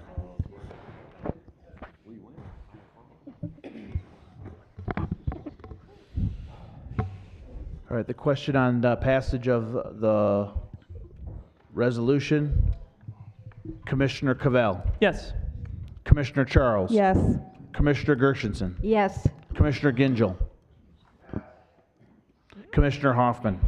No, please. I'm sorry, Commissioner Hoffman. No. Commissioner Jackson. Yes.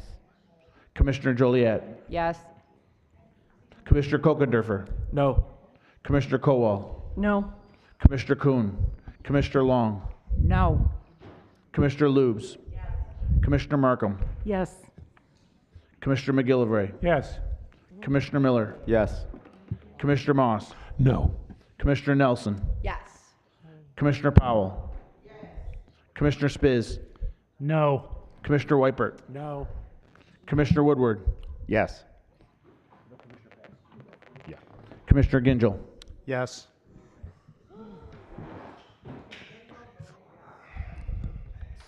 So did Joliet. Yeah, right. Therefore, it was a bipartisan. Mr. Chair, you have 13 yeas and 7 nays. And the motion, sufficient number voting in the affirmative, the resolution is adopted. Commissioner Nelson. Thank you, Mr. Chair. That concludes the reports of the Legislative Affairs and Government Operations Committee. Thank you. Thank you very much. That will move it. Reports to standing committees. There is none. Special order of business. Quiet. Unfinished business, new miscellaneous business, none. Announcements, none. This is the second public comment, and honoring my commitment, State Senator Ruth Johnson, the floor is yours for 3 minutes. Thank you, Mr. Chairman. Can you hear me on the microphone? Yeah. Oh, good. I come tonight with a heavy heart because what you just did overturned everything that Commissioner Larry Obrecht and I did 21 years ago, which is allow people that wanted public transit to form their own authority and provide it. And we did it with great zeal. But we also made sure that people like my township, where we have a lot of agriculture, working farms, we have a 3,000-acre farm and others, they would not be taxed for something they absolutely would not benefit from. That's democracy. That's America. Not throwing my 6,000 population township in with big ones that are going to vote for it. Well, my people paid for it. 43% of the people in Holly are poverty-stricken. They're Alice poverty. They have their own system. My township, 41 times less. Why would any of you want to penalize? And you know what, Commissioner Woodward and Gershenson, we've been friends. We've worked together for many years. I have never seen either one of you make sure there's winners and losers. We worked together. I served here for 10 years. And I also want you to know, as clerk register of deeds, plenty of people lost their homes for back taxes. They came into my office dragging their kids crying because they lost their homes. My neighbor lost his home. People do lose their homes. $200, you don't think that's much? When you're in Alice poverty, like almost half of Holly is, it hurts. They can't buy their medicine. They take it every other day, some not at all. They can't buy good food. You think charging the people I represent, we're not going to get services. We have 6,000 people in 36 square miles. We don't need it. We don't want it. We provide our own, and we don't ask you for money. And we donate 90% of that money to other communities and only use 10% to hurt us on purpose when we're poor or we're just working the sweat off our brow. It was wrong, and I am so disappointed in this commission. I served on it for 10 years, and I've never seen such disregard for our communities and the people in them. The stores, the factories, the businesses, they'll all be taxed. What you guys did tonight is an anomaly. This commission has always tried to do win-win, not win-lose, and that's what this is. There's no real plan that we can look at it, and yes, it might get voted for because so many more people want it that will benefit from the people that I represent on the fringe. You know where we go? Genesee County. We weren't even in the Oakland County telephone book for 20 years because we live near Flint. You're penalizing us. You're hurting us. And I can't tell you how disappointed I am. And yes, people have their homes foreclosed. And yes, they have to sell them because of the taxes. And yes, we're on the edge, almost half the population in Holly. I just think it's shameful what's happened here tonight. And I have never seen anything like this in the 32 years that I've served in office. Thank you, Senator. All right, and the second public comments, since there were some people who signed the wrong sheet and everything, why don't we just, there's the second public comment, anyone can speak, yes. If you can come up, if you just introduce yourself and same general rules. Supervisor, welcome. I did sign the sheet. Oh, I'm sorry, you signed, it's just like there's some that were on, and so yes, you did, yes. Gary Wall, Waterford Township Supervisor, and it is my opinion, and I think I'm fairly well educated in this, there's no better way to judge a transportation system other than by the local governments in their own communities, like Waterford, White Lake, and Highland did to form the North WOTA, West Oakland Transportation Authority, to serve our communities that have it. Now, my previous life in the construction business for 40 and a half years as a rough carpenter contractor, I didn't have the option of using the transportation system to haul my construction equipment around the Tri-County area to do the work. So, I mean, there's necessity. Some people have to use regular automobiles and transportation. And I will guarantee you next Saturday, I'll be on Woodward Avenue on my 56 Chevy Bel Air, not a smart bus going down Woodward Avenue in the Woodward Cruise. Again, like I said. But that saying aside, I want everybody to remember one thing when you leave here tonight. And this is in respect to my dad, my life's hero, who spent 40 months overseas in World War II protecting this great nation, United States of America, which we are. First and foremost, forget about the D's and forget about the R's. It's time we started thinking the fact that we're Americans and started making decisions to represent the United States of America. We are the greatest nation in the world for a reason, because the people in this nation made us this way. Not because you're a Republican, not because you're a Democrat, because you were an American. And like I've always said, and it may sound derogatory, my mom would slap me upside the head, but when I came out of the chute, I came out an American. And when I first ran for public office, people would say, "What are you?" I'd say, "I'm an American." They'd say, "Well, no, what political affiliation?" You didn't ask me what political affiliation was. You asked me what I was. And I'm an American, red, white, and blue. I am loyal to this country and will be till I take my last breath. And it's time we started thinking about representing an entire nation. Locally, we got to downsize because township, you're looking at a county, but still, each one of you represent districts that are part of Oakland County. But again, when you get elected into office, you represent the D's, the R's, and you know what's worse than anything? The people that don't give a rat's ass and don't vote. That's the worst part of the whole thing right there, okay? And yes, people in Waterford Township have foul languages. That's why I used a couple of cuss words. But set all that aside. The bottom line is we have to remember first and foremost what we're here to do. And we're here to represent everybody, not a political affiliation. So like you guys said, put the politics aside and start working together for the benefit of all of Oakland County. Please, I beg of you, take that with you when you leave here tonight and do that. Thank you. Thank you, Supervisor. Thank you. Standing ovation for that. Thank you, And Supervisor. we should all be standing up for all of our people.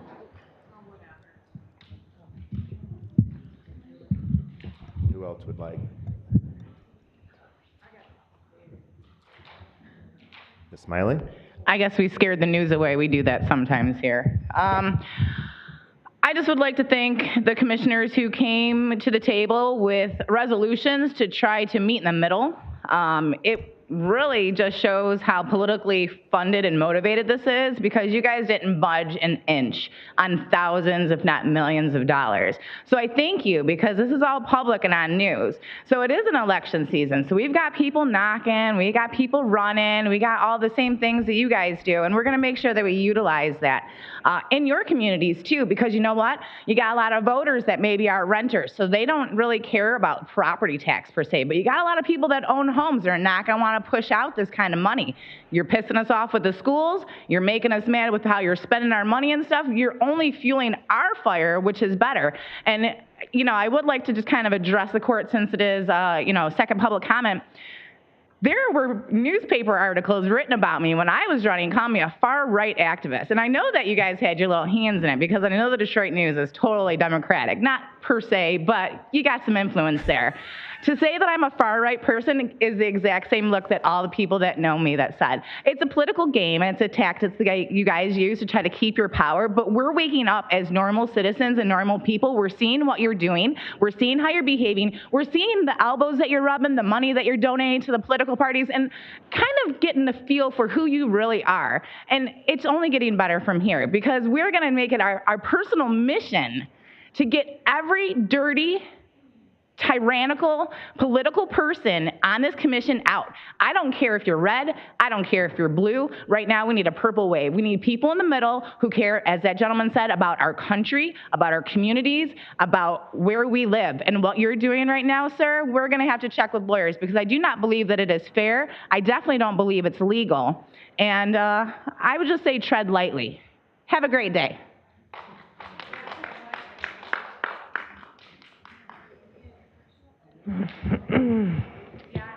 Catherine Kennedy from Lake Orion. I just heard some interesting news today. Biden is going to sign something for $280 billion into a CHIPS Act in a bid to boost U.S. production over China. Well, you know, I almost chuckled if it wasn't so sad. Number one, the Indiana plant that's being built to do U.S. production is actually going to be run by a merger of two foreign entities, Stellantis and Samsung. Now, how do I know that? I read an Italian newspaper and found out that little tidbit. Number two, all government spending is based on power, not logic. Example, no bonus for saving money if you run the government department carelessly. If you have budget cuts, you get budget cuts if you do a good job. That's actually the opposite of normal logic and business operational. This Board of Commissions, their job is to operate our county in the best, most efficient way for 100% of our citizens. You're doing the opposite. It's opposite day again in Oakland County. Number three, nonprofit does not mean efficient, effective, or better result than business. In fact, all business is created by several things. The money's at the bottom. First, you have an idea, then you put together a concept, then you have strategy development, then you do some cost-benefit analysis of options, then you look at performance measures, standards that are required, then you plan different elements and define them and establish which costs are needed, which costs are not, before setting a budget. SMART proposal only has a budget without a plan. There is no logical anything in this thing. And I am actually concerned that Mr. Gingell, you voted to pass. Well, the NOTA primary vote that we just did days ago, there was a bait and switch on that. And I don't think the citizens of Orion Township realized that when they voted to continue the .2316 NOTA for North Oakland Transit Authority, which works perfectly, picks people up door to door, excellent service. They may not have known that it was also going to fund by law, which isn't even defined, the village, not the township, development of the downtown area, and also a new Orion, what do they call it? Innovation zone that they created in June 15th at this board. I don't understand it at all, but I did do some quick calculations. Current Orion tax price, you talk about affordable housing. For a market house at $250 in Orion, which is relatively low, I would tell you, taxable would be $125. Current taxes before SMART, $6,632 Thank you, a Ms. year. Kennedy. Your Plus time is you're up. over six. Thank you. Thank you You're very almost much. $600 a month in property taxes alone with SMART. Thank you. Mr. Bronco, welcome. This so-called proposal plan will require local cities, villages, and townships to lose local control and tax people $661 million over the next 10 years to spend as those that are politicians and bureaucrats deem fit. It is a massive new property tax on those communities that have said no for 20 years. It is just plain wrong. Who are the property owners?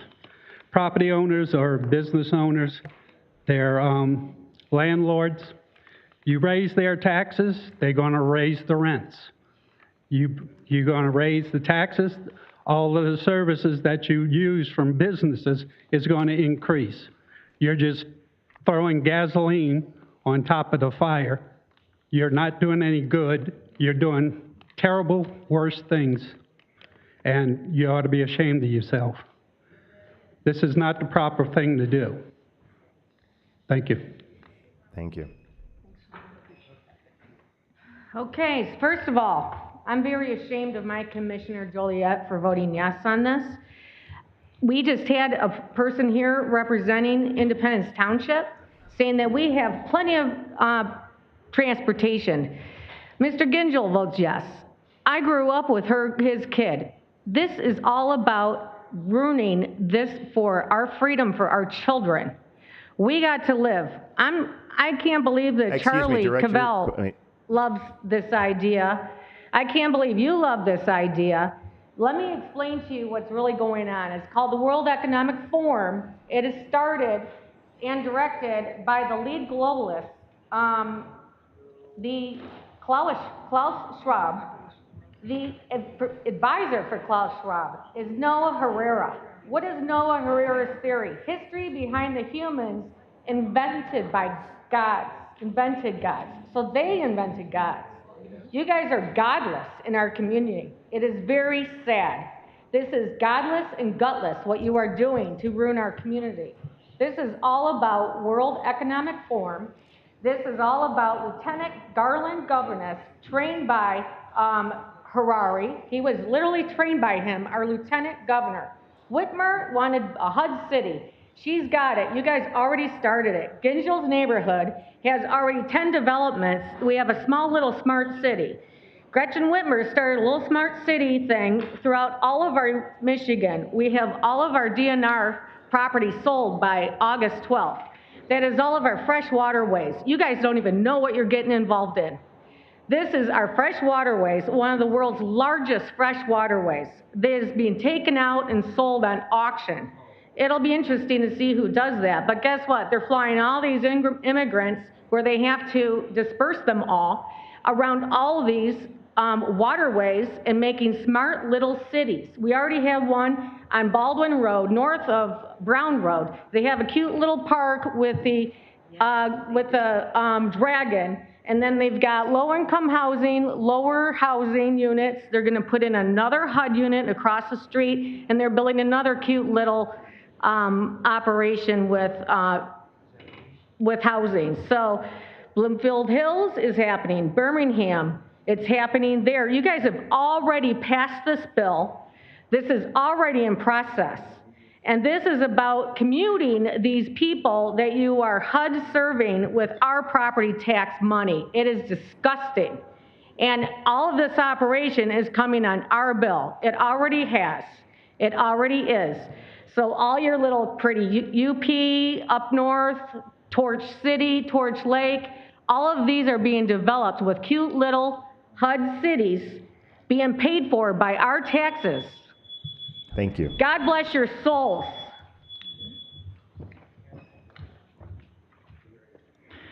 Well, I started today saying good afternoon. I didn't think you'd be here. Could you just state your name for the record? For Lucas Lasecki for the second time. I started saying good afternoon. Didn't think I'd be saying good evening when I left. 3.5 hours here, but I'm glad to be a part of it. I want to thank the Board of Commissioners for voting up this proposal and allowing the people to decide for themselves on an expansion of SMART. I think that, no matter what conspiracy we may look like we're part of, we're just a bunch of people, and I think this is a victory for some grassroots democracy here in Oakland County. So I'd like to just thank you all for your support and have a wonderful night. Thank you. Okay, I'm Lana Mangiapane. I'm a trustee in Oakland Township. I'm on the government affairs for the realtors in Michigan. And I came to your meeting. I think you should come to ours. We are Republicans and Democrats and independents in our board for the realtors. And I'm telling you, we have goals for the communities and for the people. And we all work towards the goals for their benefit. And we don't care what city they're in, what county, what country, how much money they have, but we work towards the good. I think you need to, and I've been on that board for 40 years, that we've all worked together. And this is disgraceful that you wouldn't get more information before you went ahead and voted this to be on the ballot. I told you, when you put it on the ballot, that makes the people feel that it's solid. And the hotels, the people that I grew up with, they all were careful, more careful about the benefit for the citizens of the United States. And I hope that you will start doing that, and that you will consider what the other side says about any issue and not go ahead and vote it through, but say, let's delay it till the next meeting. That's what we do in our tiny township of Oakland. We make sure that we have all the information before we vote on it and make a terrible, terrible mistake and mess up a few people's lives. So I've liked you all because you've all talked to me, but you haven't talked to yourself about these issues. You're not considering what the facts are, and you gotta look at the facts, because you were all voted in because you were intelligent, because you had a people presence. So please, please, if you get a chance, anything that you voted that you shouldn't have voted on, go back and try to change that vote, because this does not make sense to me. And I've been around a long time. I could be a lot of your mother. You know, I could be mother to a lot of you. Or sister. Well, not too many sisters, but because you're younger than me. Yeah. But please start that. You're here because you're supposed to represent us and make us a better community. We've loved living in Oakland County, but there are a lot of people that are thinking of moving, and we have a diminishing population in Michigan.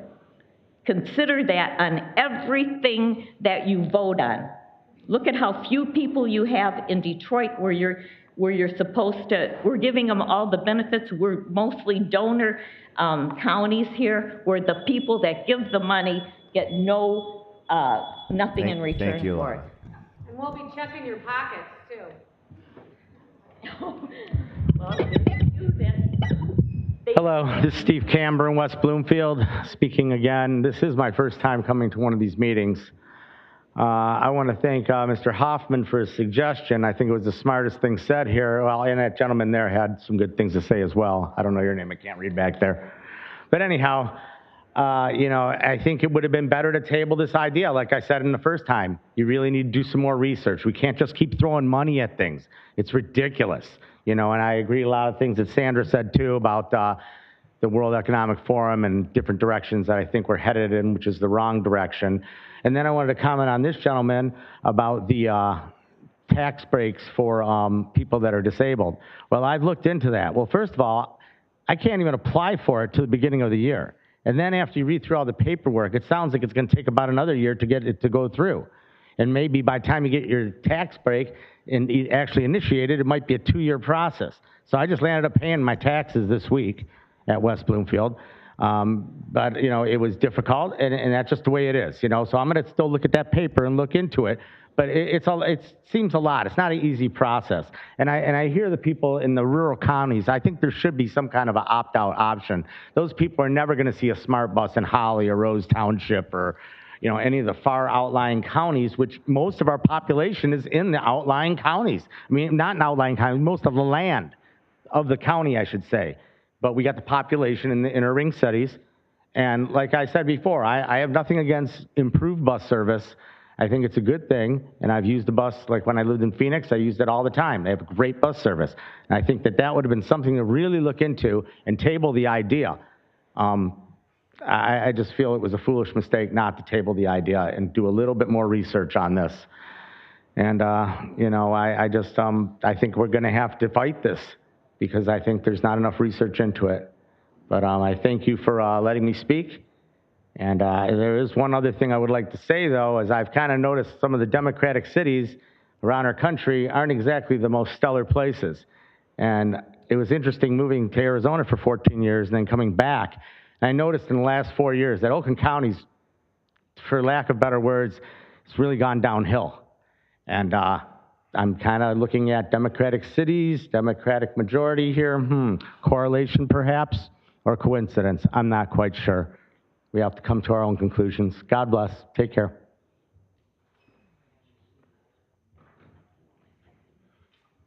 Hello, I'm Aaron Tobin from Oak Park, and I'm candidate for the Board of Commissioners, 17th District. What I saw tonight was disgusting. A money grab, partisan money grab like I have never seen before. I heard how bad it was, but to see it in person, and for you to sit up there and tell us this was well-planned when some of the commissioners said they only got information a week or two ago, and to you to come up when they questioned what percentage was going on and how you came up with their percentage, your answer was, well, Macomb County's doing it, so we're doing what Macomb County does. You should be embarrassed to be sitting up there. You're not working for Oakland County. This is not the benefit to Oakland County. And I would like to thank Commissioner Charles because she just gave me my first campaign mailer. She voted not only for this terrible tax increase, but she voted twice. She had 2 opportunities to lower it, and she didn't do it. And the homeowners will really appreciate that when I get back to Oak Park and then spread that around Southfield and Lathrop Village and Royal Oak Township. What I saw tonight was partisan hacks not knowing what they're passing. It was like when Nancy Pelosi said, we got to pass the bill in order to see what's in it. You're saying we got to get this huge amount of money and then figure out how to spend it. You have no plan. You've admitted there's no plan. You don't know what cities are getting what amount of money. And for 2 Republicans to vote with this, yeah, I'm talking to you, don't turn your head. Excuse me. To you to vote for, you're interrupting my time? You direct your comments I to me. have 3 minutes. I will, you direct your comments to the chair. For Republican members to vote against this with the Democrats who are just doing what you told them to do, to me is also disgusting. I wish you would keep Oakland County residents as your priority. It says right up there, Oakland County Board of Commissioners, not Wayne County, not Macomb County. Don't copy everything Macomb County does. Think for yourself and do what's best for the residents of Oakland County. If not, you don't need to be sitting up there. Shame on you. Thank you, sir. Welcome, sir. Hi, Commission. Thank you, Chair. There were a lot of... give us your name. Of course. My name is John Good. I'm a resident of Dearborn, but likely a future Oakland County resident, currently shopping for homes. I think there is so much emotion in this issue because fundamentally public transit and the questions we devote to infrastructure and how we connect our communities together are do create a lot of emotion, because how we connect people to jobs, people to opportunities, these are real decisions we need to make as a government, and at the county level makes sense because that is the economic unit that we all live in. I want to just compliment that this was a bipartisan supported measure, so thank you, members of both parties that supported it. I voted for both parties for governor of the state of Michigan. I think there are a lot of reasons why both Democrats and Republicans can support this. Oakland County has always been a place for job growth, investment, and building a flexible transportation system. There's still more work to do, absolutely. The plan is not set in stone, and that is actually a good thing at this moment because there's more work to do. People and representatives can shape it to meet their needs. And Oakland County, it's one of the best counties in the country. It deserves one of the best transportation systems. So keep working, and thank you for the courage to support this tonight. And there's a lot to do to build the community that we all want to live in. Thank you. Thank you very much. All right. Is this our last? Anyone else? Sandra Carlan from Novi. How do you spell taxation without representation? You're watching it here tonight. OAKLAND-COUNTY. Outsiders are tipping the scales in this county. You commissioners who voted to approve this tax increase should be ashamed of yourself. You Republican commissioners who will not fight against the globalist takeover of our county need to know that your constituents are not fooled by the R behind your names. When you vote for higher taxes, bigger government, and for America Last, Don't expect continued support from patriotic Americans to keep your seats. Following my 3-minute comment, you must post the last vote on the screen for the audience. Commissioner Woodward defies Robert's Rules of Order by obscuring the vote results from us. Republicans failed to call for posted vote on the screen. Those of you who promote takeover of our nation county by county are not upholding our U.S. and Michigan constitutions. You all made an oath. You are breaking now. Somehow you think that you will avoid the results of your decisions. We warned you about the Fauci jab. If you took it, you will find that ignoring the advice and counsel of your constituents may have disastrous consequences. Many people here studied and listened to the medical professionals who haven't sold out to the depopulation experts. Tonight, your biggest need here is repentance. Your pride comes before the fall. If you continue with the haughty spirits to rush ahead at, yes, warp speed, everyone makes mistakes, destruction will follow. Unexplained adult sudden deaths are beginning to surface. You can't avoid them. You can't put your head in the sand when these are going to be family members and neighbors. Healthy athletes have dropped dead following inoculations with emergency use authorization. Safe and effective shots. Israel's proof of double-jabbed and boosted Pfizer shot recipients are sick and dying. Soon the buses will be empty, as will some of your seats. I'm sorry to say this, but this is the truth. If you could spend some time looking away from the news media that you are listening to pat you on the backs for what you're doing and face what's happening in our world and what might be happening in your bodies right now, you would go home and get on your knees before Almighty God, whom we say, in God we trust. You better put your trust in God. And on that, I think we complete public comments. We will adjourn to August 17th, or I call the chair. Be safe, everyone.